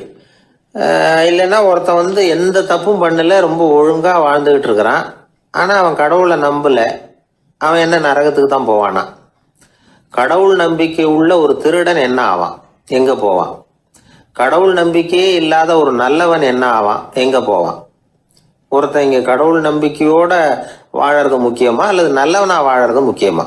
இதுதான் இவர் கேட்ட கேள்வி. இதை கேட்டதும் அந்த பெரியவர் குழம்பி போயிட்டார். அவர் சொன்னது நியாயம் தானே. கடவுளை நம்புறவன் தான் சொர்க்கத்துக்கு போவான்னா பேசாம கடவுளை நம்பிக்கிட்டு இந்த உலகத்துல எல்லா தப்பும் பண்ணிக்கிட்டு இருக்கலாமே. பேச்சாளர் குழப்பத்தோட வீட்டுக்கு போனார். படுத்து தூங்கினாரு. ஒரு கனவு வந்தது. கனவுல அவர் ஒரு ரயில்ல வேகமா போயிட்டு இருக்கிறார். எதிரில் உட்காந்துருக்கிறவரை பார்த்து நாம இப்ப எங்க போறோம்னு கேட்டார். சொர்க்கத்துக்கு போயிட்டு இருக்கிறோம் அப்படின்னாங்களாம். ரயில் போய் நின்னுது. இவர் இறங்கினார். இங்க கௌதம புத்தர் இருப்பார், சாக்ரட்டிஸ் இருப்பார், அவங்கள பார்க்கறதுக்கு ஒரு நல்ல வாய்ப்பு அப்படின்னு நினைச்சுக்கிட்டே அங்கேயும் இங்கேயும் பார்த்தார். அங்க யாருமே இல்லை. ஒரே பாலைவனம் மாதிரி இருக்குது. பச்சை இல்லை, பசுமை இல்லை, பூக்கள் இல்லை, மரம்லாம் மொட்டையா நிற்குது. எலும்பும் தோலுமா சில முனிவர்கள் அங்கேயும் இங்கேயுமா உட்காந்துருக்குறாங்க. இவர் அவங்க கிட்ட போய் இந்த புத்தர், சாக்ரட்டிஸ் இவங்கெல்லாம் எங்க இருக்கிறாங்கன்னு கேட்டாராம். அப்படி யாரும் இங்க இல்லையே, அவங்கெல்லாம் யாரு அப்படின்னு திருப்பி கேட்டிருக்கிறாங்க. இவருக்கு அதிர்ச்சியா போச்சு. அப்படின்னா அவங்க எங்க போயிருப்பாங்க? உடனே ரயில் நிலையத்துக்கு ஓடி வந்தார். அப்பதான் நரகத்துக்கு ஒரு ரயில் புறப்பட்டுக்கிட்டு இருந்தது அங்கிருந்து. அதுல ஏறி உட்கார்ந்தார். ரயில் வேகமா போச்சு. நரகம் நெருங்க நெருங்க காற்று குளிர்ச்சியா வீச ஆரம்பிச்சுதான். வெளியில பசுமையா இருந்துதான். அழகான மலர்கள், அழகான நீர்நிலைகள், நந்தவனங்கள், ரொம்ப அருமையா இருக்குது. ரொம்ப அங்க இருந்தவங்க எல்லாம் ரொம்ப மகிழ்ச்சியா உல்லாசமா வேற இருந்திருக்கிறாங்க. எங்க பார்த்தாலும் ஆடல் பாடல் உற்சாகம். இவர் ரயிலை விட்டு இறங்கினார். அவருக்கு சந்தேகம், இதுவா நரகம் அப்படின்னு விசாரிச்சிருக்காரு. ஆமா இதுதான் நரகம்னாங்களாம். எனக்கு ஒரு சந்தேகம் இருக்காரு. என்னன்னு கேட்டிருக்காங்க. கௌதம புத்தரும் சாக்ரட்டிஸும் லாவோஸும் இவங்க மாதிரி இன்னும் பல பேரும் கடவுள் நம்பிக்கை இல்லாதவங்க அவங்கெல்லாம் இங்கே இருக்கிறாங்களா அப்படிங்கிறது தான் என்னுடைய சந்தேகம் அப்படின்னாராம். இப்போ அவங்க சொல்லியிருக்கிறாங்க, இப்போ நீங்கள் பார்க்குறீங்களே பசுமையும் பச்சை பயிர்களும் ஆடல் பாடல்களும் அழகிய மலர்களும், இது எல்லாமே கௌதம புத்தரும் சாக்ரட்டிஸும் அது மாதிரி மகான்களும் இங்கே வர ஆரம்பித்த பிறகு தான் உண்டாக ஆரம்பிச்சது. இந்த பிரதேசத்தை அவங்க வந்து அப்படியே மாற்றிவிட்டாங்க. இப்போலாம் இங்கே இருக்கிறவங்க யாரும் சொர்க்கத்துக்கு போகிறதுக்கே ஆசைப்படுறதில்ல அப்படின்னாங்களாம். இந்த அதிர்ச்சியிலேயே அந்த பெரியவர் கனவு கலைஞ்சி முழிச்சுக்கிட்டார். இதில் இருக்கிற கருத்து என்னன்னா, நல்லவர்கள் எங்கே இருக்கிறாங்களோ அந்த இடத்துக்கு பேர் தான் சொர்க்கம். சொர்க்கம் நரகம்ங்கிறதெல்லாம் ஆன்மீக பண்புகள், அவ்வளவுதான். ஒரு ஊரில் 2 இணைபிரியாத நண்பர்கள். ஒருத்தன் கேட்டான், இப்போ கடவுள் நம்ம முன்னாடி வந்து உங்கள் 2 பேரில் யாராவது ஒருத்தர் மட்டும் என்னோட சொர்க்கத்துக்கு வரலாம் அப்படின்னு கூப்பிட்டா நீ என்ன சொல்லுவேன்னு கேட்டானா. இவன் ரொம்ப பெருந்தன்மையாக உன்னையே அழைச்சிட்டு போக சொல்லிடுவேன் அப்படின்ட்டுருக்கான். அப்படின்னா உனக்கு சொர்க்கம் வேணாமான்னு கேட்டிருக்கான் அவன். நீ என்னை விட்டுட்டு போனாவே அப்புறம் இந்த பூலோகமே எனக்கு சொர்க்கம் தாண்டா அப்படின்னு நானா இவன்.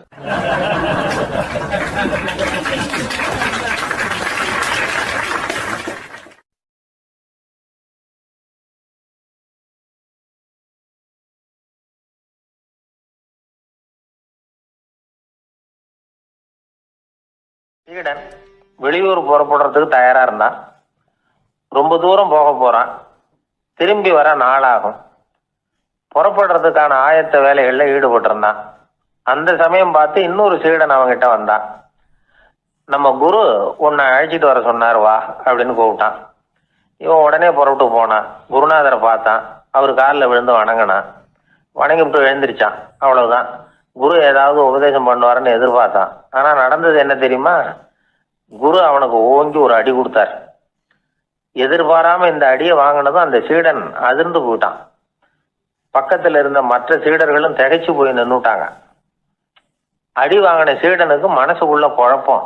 நாம என்ன தப்பு பண்ணணும்? புறப்படுற நேரத்துல இப்படி குரு கிட்ட அடி வாங்குற மாதிரி ஆயிட்டுதே அப்படின்னு நினைச்சு மனசுக்குள்ள ரொம்ப வேதனைப்பட்டான். கொஞ்சம் துணிச்சலை வரவழைச்சுக்கிட்டு குருநாதர்கிட்டயே கேட்டுட்டான், சுவாமி நான் என்ன தப்பு பண்ணினேன்?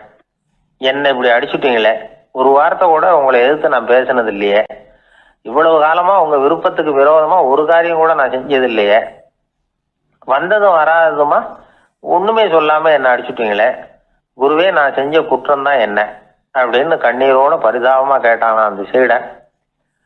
ஆனா அந்த குரு முகத்துல கொஞ்சம் கூட கோபம் இல்லை. அவர் சிரிச்சுக்கிட்டே நின்றுகிட்டு இருந்தாராம். அதுக்கப்புறம் சொன்னாராம், என்னுடைய அருமை சீடனே, நீ ஒரு தவறும் பண்ணல. நான் உன்னை அடிச்சது நீ ஏதோ தப்பு பண்ணிவிட்டேங்கிறதுக்காக இல்லை. நீண்ட பயணம் போக போற, ஞாபகமா ஏதாவது கொடுத்து அனுப்ப வேணாமா? நீ ஞானம் பெற்ற பிறகுதான் திரும்பி வர போறேங்கிறது எனக்கு தெரியும். அதுக்கு பிறகு உன்னை வந்து அடிக்க முடியுமா? அதனால இப்ப கிடைச்சிருக்கிற இந்த வாய்ப்பை பயன்படுத்திக்கிட்டேன். அப்போதைக்கு இப்பவே அடிச்சுட்டேன், அவ்வளவுதான், வேற ஒண்ணும் இல்லை அப்படின்னாராம். குரு சிரிச்சுக்கிட்டே இப்படி சொல்றார். இருந்தாலும் இதுவும் ஒரு உபதேசம் தான். அதிர்ச்சிகளால வந்து விழிப்படைய வைக்கிறதும் ஒரு வழிதான். இது வந்து ஜென் வழி. பெரும்பாலும் அதிர்ச்சியின் மூலமாகவே ஞான தரிசனத்தை அருள்கிறவர்கள் தான் ஜென் குருமார்கள். நம்ம தியானம் தான் ஜென். இந்தியாவிலிருந்து இது சீனாவுக்கு போய் கொஞ்சம் பேர் மாறி வளம் பெற்று ஜப்பான்ல ஜென் ஆகி வளர்ந்துருக்குது, அவ்வளவுதான். ஜென்கிறது தியானம்.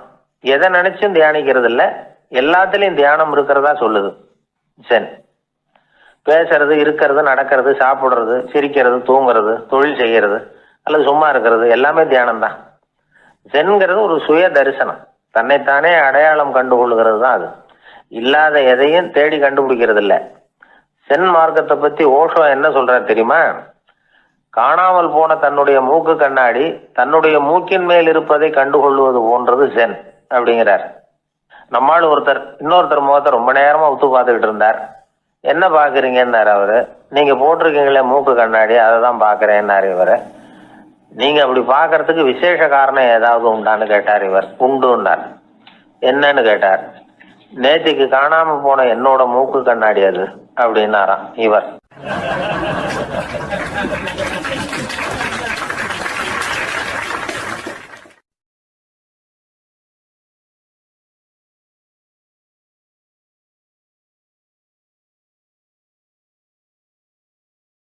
வாயில் கொழுப்பு இருந்தாலும் பரவாயில்ல சார், எப்படியாவது ஒரு வழியாக சமாளிச்சுக்கலாம். ஆனால் வயத்தில் மட்டும் கொழுப்பு இருக்கக்கூடாது சார். அப்படி இருந்தால் அதை அலட்சியமாகவும் விட்டுறக்கூடாது சார் அப்படின்னு ஒருத்தர் சொல்லிட்டு வந்தார். அதுக்கப்புறம் தான் அவர்கிட்ட பேசி பல விவரங்களை தெரிஞ்சுக்க முடிஞ்சுது. சில பேர் சொல்லுவாங்க, எனக்கு தொந்தி கிடையாது சார், வேணும்னா என் வயத்தை அழுத்தி பாருங்க, கல் மாதிரி இருக்கும்பாங்க. வயிறு கல் மாதிரி இருந்தால் உள்ள கொழுப்பு இல்லைன்னு நினச்சிடக்கூடாது. வயிற்று தசைக்கு அடியில் உள்ள கொழுப்பு சில வாத்தியங்களில் இருக்குமே நரம்பு, அது மாதிரி டைட்டாக இழுத்துக்கிட்டு இருக்குன்னு அர்த்தம். அதனால் தொட்டு பார்த்தா கல் மாதிரி தான் இருக்கும், இருந்தாலும் தொந்தி தான். வயத்தில் கொழுப்பு அதிகமாக இருக்கிறது சங்கடம் தான். அதனால் கொலஸ்ட்ரால் அளவு அதிகமாகும். இதய நோய்கள், நீரிழிவு, ஹைப்பர் டென்ஷன், ஸ்ட்ரோக்கு இது மாதிரி ரிஸ்க்லாம் அதிகமாகும். ஒருத்தர் ஒல்லியாக இருக்கலாம், உடம்பு எடை அதிகப்படியாக இல்லாமல் இருக்கலாம். அப்படி இருந்தால் கூட அவர் உடம்புல மற்ற பகுதியை விட வயத்தில் கொழுப்பு அதிகமாக இருக்கும். நாம் தான் ஒல்லியாக இருக்கிறோமே, நமக்கு ஒன்றும் இல்லை அப்படின்னு நினச்சிடக்கூடாது. சரி, நம்ம வயிறு இருக்க வேண்டிய அளவை விட அதிகமாக இருக்குதா இல்லையா, அதை எப்படி கண்டுபிடிக்கிறது? அதுக்கு சில வழி இருக்குது. முதல்ல நீங்கள் நேராக ஸ்ட்ரைட்டாக நிமிர்ந்து நில்லுங்க. உங்கள் பார்வையை மட்டும் கீழே தாழ்த்தி கால் விரலை கவனிங்க. விரல் உங்களுக்கு தெரியுதா அப்படின்னா உங்கள் வயறு நார்மலாக இருக்குன்னு அர்த்தம். கால் விரல் உங்கள் கண்ணுக்கு தெரியலையா அப்படின்னா உங்களுக்கு வயிறு பெருசு தான். இன்னொரு வழி இருக்குது. அது என்ன தெரியுமா? ஒரு தரையில் நீட்டாக படுத்துடணும். 1 மீட்டர் நீளம் உள்ள அளவுகோல் ஒன்று எடுத்துதுங்க. கழுத்து எலும்பில் ஒரு பக்கத்தையும் இடுப்பில் ஒரு பக்கத்தையும் வைங்க. பக்கவாட்டில் வைங்க, அதாவது படுக்க வாட்டில். அது நடுப்பகுதி வயத்தில் முட்டி தராசு மாதிரி ஆடுதா அப்படின்னா உங்கள் வயிறு உங்களுக்கு ப்ராப்ளம் தான். அதனால் அதை கண்டுபிடிக்கிறதுக்கு அப்படி ஒரு அளவுகோல் வச்சிருக்கிறாங்க. மருத்துவ அறிவியல் ரீதியாக உங்களுக்கு தொந்தி இருக்குதா இல்லையான்னு கண்டுபிடிக்கிறதுக்கு ஒரு வழி இருக்குது. உங்கள் இடுப்பில் வெயிஸ்ட் அப்படின்னு சொல்கிறோம்ல, இடுப்பில் ஒரு அளவு எடுக்கணும், சுற்றளவு. இடுப்புக்கு கீழே ஹிப்புன்னு சொல்கிறோம்ல, அங்கே ஒரு அளவு எடுக்கணும், அதிகபட்ச சுற்றளவு எடுக்கணும். அந்த அளவை இந்த அளவால் வகுக்கணும். அதாவது உங்கள் வெயிஸ்ட் மெஷர்மெண்ட் இருக்குல்ல, அதை ஹிப்பு மெஷர்மெண்ட்டால் வகுக்கணும். இந்த விகிதம், அதாவது வெயிஸ்ட் ஹிப் ரேஷியோ, ஆண்களுக்கு 0.95க்கு மேலே போகக்கூடாது, பெண்களுக்கு 0.85க்கு மேலே போகக்கூடாது. அப்படி போயிட்டுதுன்னா வயிறு பெருத்துருக்குதுன்னு அர்த்தம். இது டாக்டர்கள் கண்டுபிடிக்கிற ஒரு விதம். சரி, இந்த தொந்தியை குறைக்கிறதுக்கு என்ன பண்ணலாம்? பட்னி கிடக்கலாமா அப்படின்னா அது தேவையில்லை. ஆனால் கலோரி அளவை குறைக்கணும். அது எப்படி? கொழுப்பு ஆகாரத்தை குறைக்கணும். இப்போ கார்போஹைட்ரேட்டு, புரோட்டீன்லாம் இருக்குதுல்ல, அதெல்லாம் ஒரு கிராமுக்கு சுமாராக 4 கலோரி கொடுக்கும். ஆனால் கொழுப்பு ஒரு கிராமுக்கு 9 கலோரி கொடுக்கும். அதனால் ஒரே அளவுள்ள ஆகாரங்களில் கூட கலோரி வித்தியாசம் இருக்குது. கலோரி அளவு குறைச்சலாக கொடுக்கக்கூடிய ஆகாரம் சாப்பிடணும். இப்போ தொந்தியை குறைக்கிறதுக்கு கடுமையான உடற்பயிற்சி தேவையா அப்படின்னு கேட்டால் அதுவும் தேவையில்லையா. ஆகாரத்தில் கொழுப்பை குறைச்சாவே போதும், மற்ற ஆகாரம் செரிக்கிறதுக்கு லேசான உடற்பயிற்சியே போதும். வயத்தை குறைக்கிறேன்னு சொல்லி சில பேர் உட்காந்து எழுந்திருப்பாங்க, அதுவும் தேவையில்லையா. அப்படிலாம் பண்ணி உங்களை கஷ்டப்படுத்திக்க வேண்டியதில்லை. வயத்தை குறைக்கிறதுக்கு அதெல்லாம் உதவுறது இல்லை அப்படின்னு அது சம்பந்தமான நிபுணர்கள் சொல்கிறாங்க. இப்போ இது சம்பந்தமாக 1984 ஒரு சோதனையே பண்ணி பார்த்துருக்குறாங்க. ஒரு நாளைக்கு 185 தடவை உட்காந்து எழுந்திருக்கிறது. இது மாதிரி 27 நாள் பயிற்சி பண்ணிவிட்டு பார்த்தாங்களாம். வயிற்று கொழுப்பில் எந்த மாறுதலும் இல்லையா. அதனால் உட்காந்து எழுந்திருக்கிற வேலையெல்லாம் தேவையில்லை. தொந்தியை குறைக்கிறதுக்கு முயற்சி பண்ணுறவங்க தோற்றத்தை அழகாக்கிறது ஒரு பக்கம் இருந்தால் கூட ஆரோக்கியமான நீண்ட வாழ்வுக்கும் அவங்க அஸ்திவாரம் போடுறாங்கன்னு தான் அர்த்தம். ஒருத்தர் வந்தார், சார் எனக்கு தொந்தி இருக்கா இல்லையான்னு கண்டுபிடிக்கிறது கஷ்டமாக இருக்குதுன்னார். சரி, நான் கண்டுபிடிக்கிறேன், இப்படி தரையில் காலை நீட்டி ஸ்ட்ரைட்டாக படுங்க அப்படின்னோம். சரின்னு படுத்துட்டார். இப்போ உங்கள் கண்ணை திருப்பி கால் கட்டை விரலை பாருங்க, கட்டை விரல் தெரியுதா அப்படின்னு கேட்டேன். தெரியுது சார்னார். நீங்கள் தெரியுதுன்னு சொல்கிறத நான் எப்படி நம்புறதுன்னு. அதோ தெரிகிற அந்த கட்டை விரல் நுனியில் ஒரு ஈ கூட உட்காந்துருக்குது பாருங்க சார் அப்படின்னார். அப்படின்னா நீங்கள் பார்க்குறது கட்டை விரல் இல்லை சார், உங்கள் மூக்கு நுனி, அங்கே தான் இப்போ ஈ உட்காந்துருக்குது அப்படின்னோம்.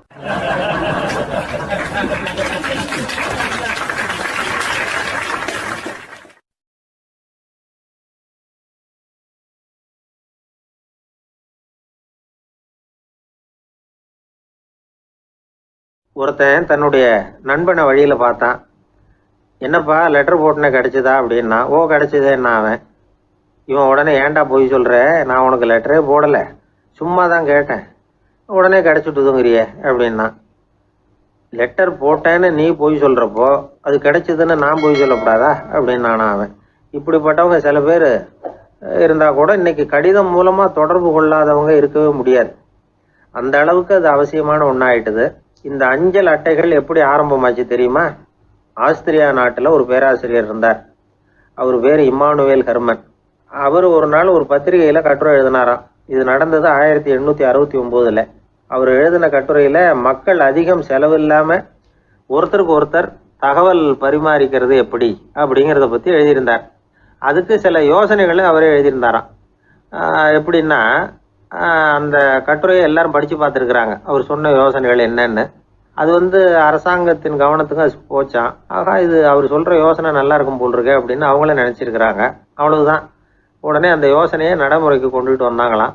பேராசிரியர் இம்மானுவேல் ஹெர்மனின் யோசனைப்படி அச்சடித்த அரசு முத்திரையோட அரசாங்கம் அஞ்சல் அட்டைகளை வெளியிட ஆரம்பிச்சுதான். 1869 அக்டோபர் 7 இது நடந்திருக்கு. உலகின் முதல் அஞ்சல் அட்டை வெளிவந்த நாள் அது. அப்போ தான் அதுக்கு பேர் என்ன தெரியுமா? அதாவது கரஸ்பாண்டிங் கார்டு அப்படின்னு பேராது. அதுக்கப்புறம் என்ன ஆச்சுன்னா, உடனடியாக அமெரிக்காவிலேயே இது மாதிரியான கார்டுகளை வெளியிட ஆரம்பிச்சிட்டாங்க. அங்கே இதுக்கு என்ன பேர் தெரியுமா? Postal card. அதுக்கப்புறம் 1870 இங்கிலாந்துலேயும் இதை வெளியிட்டாங்களாம்.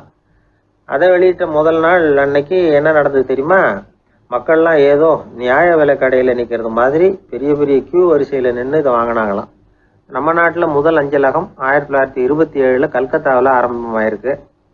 இன்னைக்கும் அஞ்சலகம் இல்லாத இடமே இல்லை. அந்த அளவுக்கு அஞ்சல் போக்குவரத்து அதிகமாக இருக்குது. அன்னைக்கு உள்நாட்டில் ஒருத்தருக்கு ஒருத்தர் தகவல் பரிமாற்றம் செய்து கொள்ள மலிவான ஒரு அஞ்சல் அட்டையை அரசாங்கம் வெளியிடலாம் அப்படின்னு பேராசிரியர் எழுதின கட்டுரை இன்னைக்கு எந்த அளவுக்கு ஆகியிருக்கு பார்த்தீங்களா?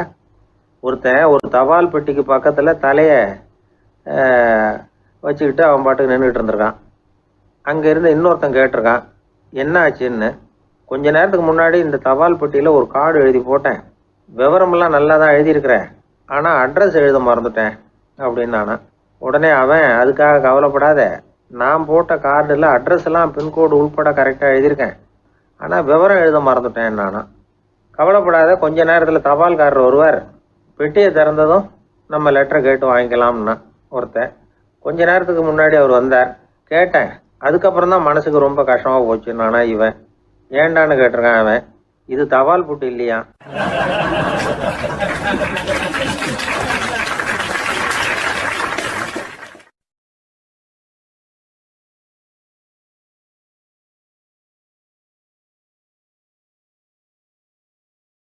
மனிதர்களில் சில பேர் ரொம்ப வித்தியாசமாக நடந்துக்குவாங்க. மற்றவங்களுக்கு அது ரொம்ப ஆச்சரியமாக கூட இருக்கும். அந்த ஆள் ஒரு மாதிரி பார்த்து நடந்துக்கோ அப்படின்னு கூட சொல்கிறது உண்டு. இவங்களை பார்த்து நாம் பித்து குளியும்போம். உளவியல் இவங்களை எக்ஸென்ட்ரிக்ஸ் அப்படின்னு சொல்லுது. இவங்களை மனநோயாளிகள்னு தவறாக புரிஞ்சிக்க கூடாது. அவங்க வேற, இவங்க வேற. எக்ஸென்ட்ரிக்ஸ் பற்றின சில விவரங்கள் ஒரு புத்தகத்தில் இருக்குது. அதாவது ஸ்காட்லாந்தில் ஒரு உளவியல் மருத்துவர் அதை எழுதியிருக்கிறார். அவர் பேர் டாக்டர் டேவிட் வீக்ஸ். அவருக்கு ஒரு உதவியாளர் இருந்தாராம். அவர் பேர் கேட் வுட்.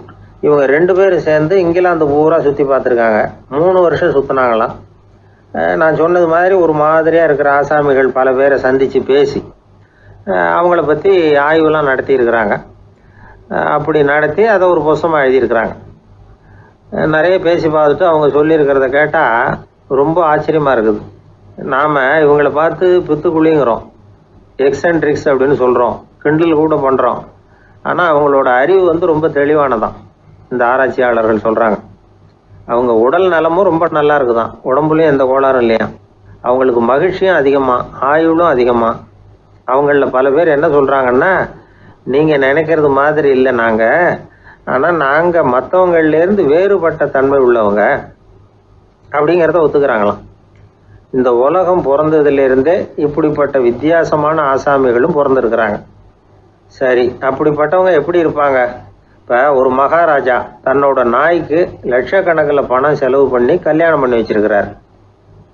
ஒரு கோடீஸ்வரர் தான் வளர்த்துக்கிட்டு இருந்த பூனைகளுக்கு தன்னோட சொத்து பூராவை எழுதி வச்சிருக்கிறார். இது மாதிரி ஒருத்தர் 2 பேர் இல்லை, நிறைய பேர் உண்டு. சில பேர் எப்படி தெரியுமா, அவங்களுக்கு வசதியில் எந்த குறையும் இருக்காது. வீடு, காரு, பணம் எல்லாம் தாராளமாக இருக்கும். அப்படி இருந்தாலும் அவங்கக்கிட்ட ஒரு பழக்கம் இருக்கும். யாராவது ஒரு நண்பர் வீட்டு விசேஷத்துக்கு போயிருப்பார், இல்லைன்னா ஒரு கடைக்கு போயிருப்பார். அவங்க ரொம்பவும் மரியாதையாக வரவேற்று எல்லாம் பண்ணிகிட்டு இருப்பாங்க. ஆனால் இவர் அவங்களுக்கு தெரியாமல் ஏதாவது ஒரு பொருளை திருடி பாக்கெட்டில் போட்டுட்டு வந்துடுவார். அப்படி வந்தால் தான் இவருக்கு திருப்தி. பல பேர் அவங்க வளர்த்த பிராணிகளுக்கு பளிங்கு கல்லால் சமாதி கட்டி வச்சிருக்கிறாங்க. இப்படிலாம் பண்ணுறாங்க. பல பேர் அவங்களுக்கு பிடித்தமான ஒருத்தர் எப்படியோ அதே மாதிரி தலைமுடி, தாடி வச்சுக்கிறது, உடை உடுத்திக்கிறது, மலை குகையில் போய் குடியிருக்கிறது, இப்படி எவ்வளவோ வினோதமான நடவடிக்கைகள். இவங்களையெல்லாம் ஆய்வு பண்ணின டாக்டர் வீக்ஸ் என்ன சொல்கிறாரு தெரியுமா? பொதுவாக இவங்க உயர்ந்த புத்திசாலிகளாக இருக்கிறாங்க. ஒருமைப்பட்ட மனம், கருமையுமே கண்ணான பண்பு, தனிமையை நாடுற மனப்பான்மை எல்லாம் இவங்களுக்கு உண்டு. அவங்களில் பல பேர் அவங்க பெற்றோருக்கு முதல் குழந்தை அல்லது ஒரே குழந்தை, இப்படி தான் இருக்கிறாங்க.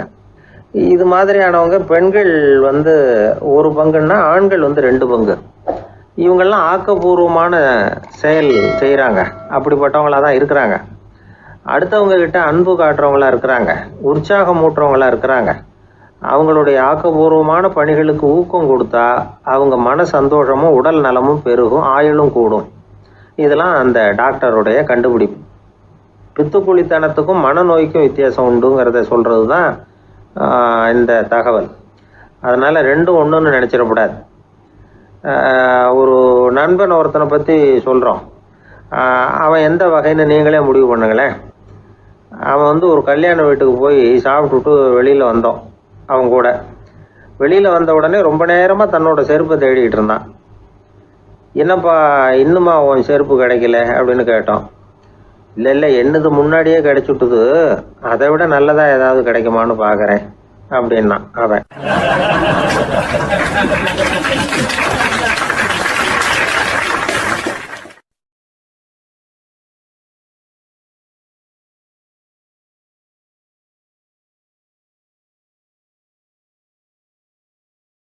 ஒரு தடவை கலைவாணர் NS கிருஷ்ணன் பேராசிரியர் கல்கியை சந்தித்து பேசிக்கிட்டு இருந்தாராம். கலைவாணர் கல்கியை பார்த்து, எனக்கு கதை எழுத ஆசையாக இருக்குது, எப்படி எழுதுறதுன்னு கேட்டாராம். கதை எழுதுறதுக்கு 4 மை வேணும்னாராம் கல்கி. அப்படியா, அப்படின்னா என்னென்ன கலர் மை அப்படின்னு கேட்டிருக்காரு கலைவாணர் சிரிச்சுக்கிட்டே. நான் சொன்னது கலர் மை இல்லை, அது வேற மை. அதாவது கதை எழுதுறதுக்கு தேவைப்படுகிற 4 மை எதுன்னா, 1 திறமை, 2 பேணாமை, 3வது தனிமை, 4வது பொறுமை அப்படின்னாராம். உடனே கலைவாணர், உங்கள் யோசனை அருமை அப்படின்னாராம். அதுதான் கலைவாணர். பொதுவாக எழுத்தாளர்கள் எழுதுகிற மாதிரி நடந்துக்கிறது இல்லை. ஆனால் கலைவாணர் என்ன சொல்லுவாரோ அதே மாதிரி நடந்துக்குவார். எல்லாருக்கும் எல்லாம் கிடைக்கணுங்கிற கருத்தை சினிமா படங்களில் வலியுறுத்துவார். அதே மாதிரி நடைமுறை வாழ்க்கையிலேயும் எல்லாருக்கும் எல்லாமும் கொடுப்பார். பணம், பதவி, புகழ் இப்படி எதுவுமே இல்லாத ஒரு சாதாரண மனுஷனாக இருந்தால் கூட இவர் மனுஷனுக்கு கொடுக்குற மரியாதையில் கொஞ்சமும் குறைச்சல் இருக்காது. இந்த குணம் சாதாரணமாக எல்லாருக்கும் இருக்கிறது இல்லை. அவர் சினிமா தியேட்டருக்கு போய் சினிமா பார்க்குறது வழக்கம். அவர் வந்திருக்கிறாருங்கிறது தெரிஞ்சால் போதும், வெளியில் பிச்சைக்காரங்க கூடிடுவாங்க. இது அவருக்கு தெரியும். வெளியில் நம்மளை நம்பி ஒரு கூட்டம் காத்துக்கிட்டு இருக்குமேன்னு நினைப்பார். உடனே ஒரு 100 ரூபா நோட்டை கொடுத்து சில்லறையாக மாற்றிட்டு வர சொல்லுவார். படம் முடிஞ்சு வெளியில் வர்றப்போ சில்லறையோடு வருவார். எல்லாருக்கிட்டையும் கொடுத்துருவார். ஏன்னா எல்லோரும் தேடிட்டு வருவாங்க அவரை. என்ன எல்லாரும் சௌக்கியமாக இருக்கிறீங்களா அப்படின்னு பிரியமாக விசாரிப்பார். ஏதோ ரொம்ப நெருங்கின சொந்தக்காரங்களை விசாரிக்கிறது மாதிரி விசாரிப்பார். தன்கிட்ட இருக்கிற சில்லறையை எல்லாருக்கும் சமமாக பிரித்து கொடுத்துட்டு தான் அங்கேருந்து புறப்படுவார். ஒரு நாள் அது மாதிரி புறப்படுற சமயத்தில் ஒரு சின்ன பையனுக்கு சில்லறை எதுவும் கிடைக்கல கொடுக்கறதுக்கு. இது கலைவாணருக்கு தெரியாது. காரில் ஏறி புறப்பட்டு போயிட்டார். அந்த பையன் காரை பிடிச்சிக்கிட்டு பின்னாடியே ஓடியாந்துருக்கிறான். ஐயா, நீங்களே இல்லைன்னு சொன்னால் நான் என்ன பண்ணுறது, இன்னைக்கு பட்னி தான், அம்மாவுக்கு வேற உடம்பு சரியில்லை அப்படின்னு கத்திக்கிட்டே ஓடியாந்தானா. கலைவாணர் கவனிச்சிட்டார். உடனே காரை நிறுத்த சொன்னார். இறங்கினார். அந்த சின்ன பையனை கட்டி பிடிச்சிக்கிட்டு, என்னை மன்னிச்சுக்கப்பா, நான் கவனிக்காமல் வந்துட்டேன் அப்படின்னு சொல்லி அழ ஆரம்பிச்சிட்டாராம். இன்னொரு தடவை இதே மாதிரி ஒரு தியேட்டர்லேருந்து வெளியில் வந்திருக்கிறார். ஒரு ஆள் அவர்கிட்ட வந்து நின்றுருக்கார். அவர் கொடுக்கறதுக்கு இவர்கிட்ட பணம் இல்லை. பணம் இல்லையாப்பா அப்படின்னாராம். உங்ககிட்டயே இல்லையா அப்படின்னாராம் அவர். கலைவாணருக்கு மனசு ரொம்ப சங்கடமாக போச்சு. உடனே புறப்பட்டு வீட்டுக்கு போனார். அங்கே இங்கே தேடி பார்த்து அங்கே இருந்த கொஞ்சம் நெஞ்ச சில்லறையை எடுத்தார். காரு டிரைவரை கூப்பிட்டார். தியேட்டர் வாசலில் நின்றுக்கிட்டு இருந்த ஆசாமியோட அங்க அடையாளங்களை சொன்னார். காரை எடுத்துகிட்டு போய் அந்த ஆளை கண்டுபிடிச்சி இந்த காசை கொடுத்துட்டு வா அப்படின்னு அனுப்பி வச்சாராம். பிச்சை போடுறதுக்காக காரை அனுப்புனதாக வேற யாரை பற்றியாவது நீங்கள் கேள்விப்பட்டிருக்கிறீங்களா? அவர் ஒரு வித்தியாசமான மனிதர், வித்தியாசமான கலைஞர். கலைவாணரோட சகோதரர் கல்யாணம் நடந்தது. அதில் தியாகராஜ பாகவதர் கச்சேரி முடிஞ்ச உடனே அதில் சம்பந்தப்பட்ட கலைஞர்களுக்கெல்லாம் கலைவாணர் பரிசுகள் கொடுக்குறார். அந்த கச்சேரியில் கடம் வாசித்தவருக்கு மட்டும் மற்ற எல்லாருக்கும் கொடுத்ததை விட பெருசாக ஒரு வெள்ளிக்கோப்பையை பரிசாக கொடுத்தாராம். மற்றவங்களுக்கெல்லாம் சின்னதாக கொடுத்துட்டு கட வித்துவானுக்கு மட்டும் பெருசாக பரிசு கொடுக்குறீங்களே ஏன்னு கேட்டிருக்கிறாங்க. அதுக்கு கலைவாணர் விளக்கம் கொடுத்தாராம். இப்பெல்லாம் ரயிலில் கூட்டம் அதிகங்கிறது உங்களுக்கு எல்லாருக்கும் தெரியும். இந்த வித்துவான் இவ்வளவு பெரிய மண்பானையை ரயிலில் ரொம்ப பத்திரமா உடையாம ரொம்ப தூரத்திலேருந்து கொண்டு வந்திருக்கிறாரே, அது என்ன சாமானியமான காரியமா? அவரோட அந்த சாமர்த்தியத்தை பாராட்டுறதுக்காக தான் அவருக்கு இவ்வளவு பெரிய பரிசு அப்படின்னாராம்.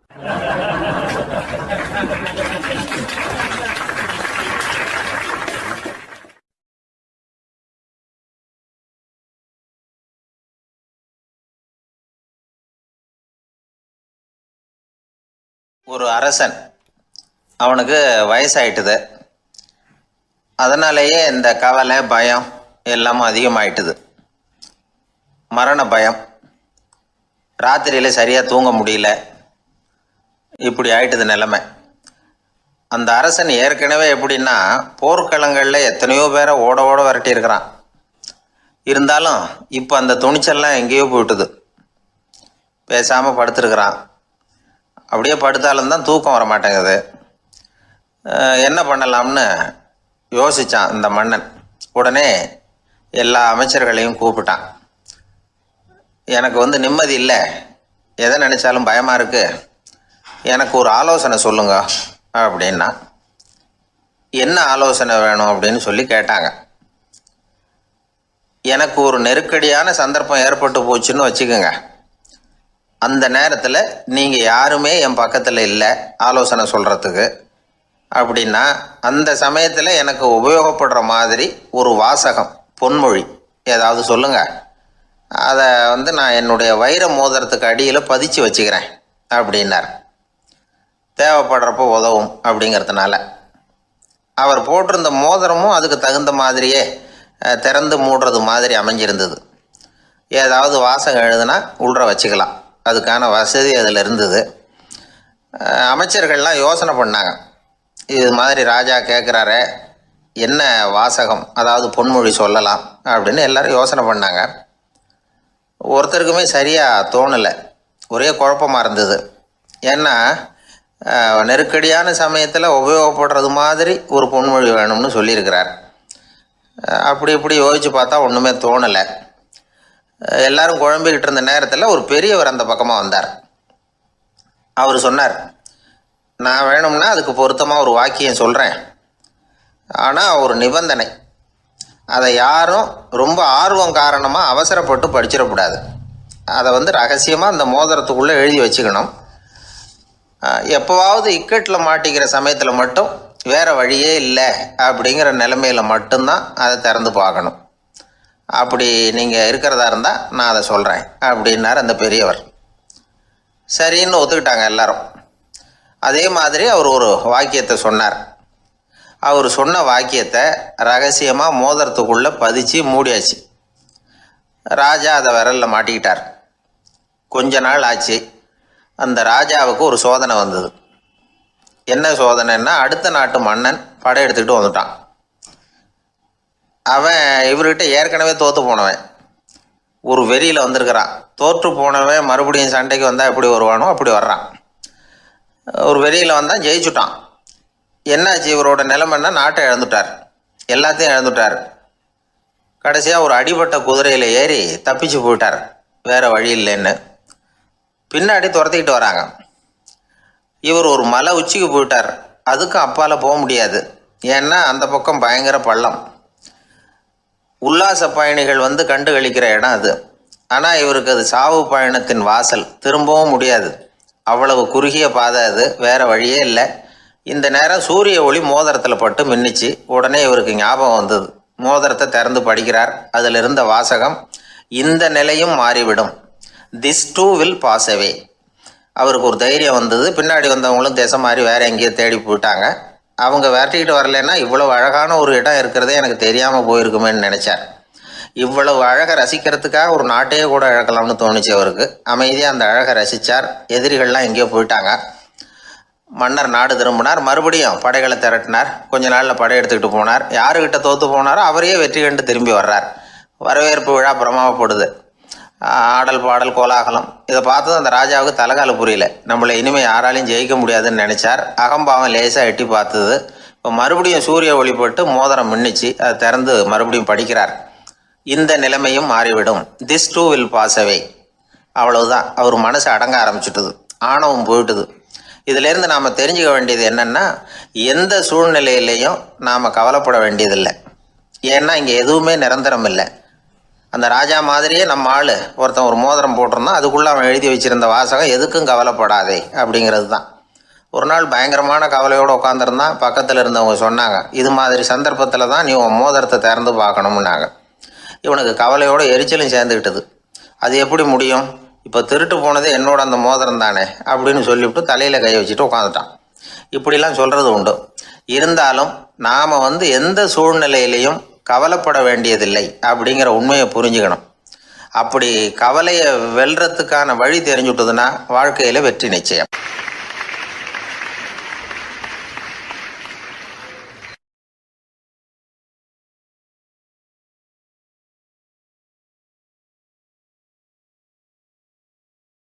அறிவில் சிறந்தவர்கள் ஆண்களா பெண்களா?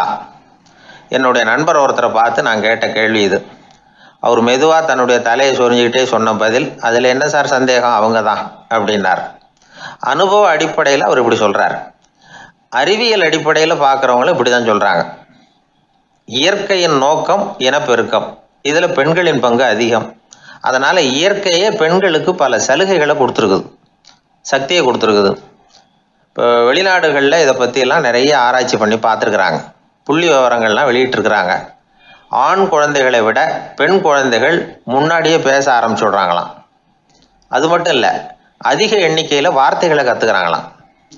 அப்புறம் பலவிதமான வாக்கிய அமைப்புகளை அமைச்சு பேசுறதுலேயும் பெண் குழந்தைகள் முன்னாடியே ஆரம்பிச்சுடுறாங்களாம்.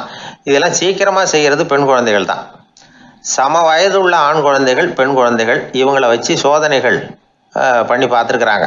அதாவது ஒரே வயசுள்ள ஆண் குழந்தை பெண் குழந்தை இதெல்லாம் வச்சு அவங்கக்கிட்ட ஒரே கேள்வியை பல விதமாக கேட்குறது, ஒரே செய்தியை வேறு வேறு கோணங்கள்லேருந்து விளக்குறது, தவறு இல்லாமல் பேசுறது, வேகமாக படிக்கிறது, எழுதுறது, புரிஞ்சுக்கிறது, இப்படி இதை பற்றிலாம் எத்தனையோ சோதனைகள்லாம் செஞ்சு பார்த்துருக்குறாங்க.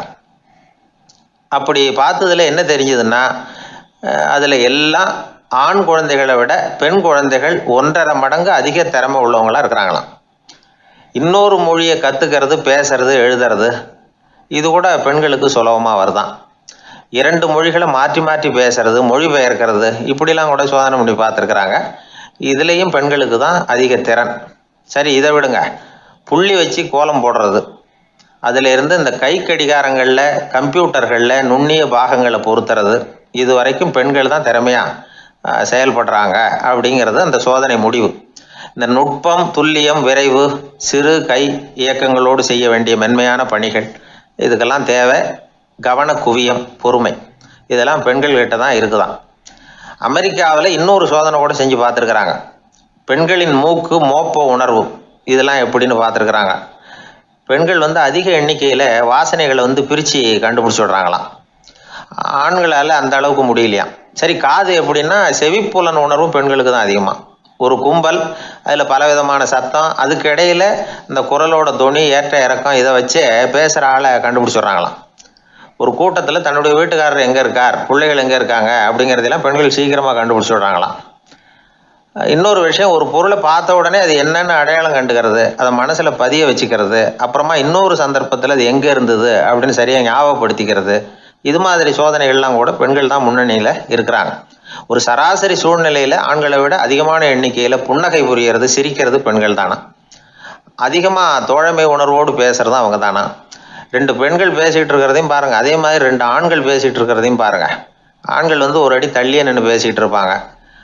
மருத்துவர்களை எடுத்துக்கொள்ளுங்கள், அதாவது சிரிச்ச முகத்தோட நோயாளிகள்கிட்ட பரிவோடு பேசுறதுல பெண் டாக்டர்கள் தான் அதிகம். இதுவரை சொல்லப்பட்டது எல்லாமே அறிவியல் பூர்வமான செய்திகள்.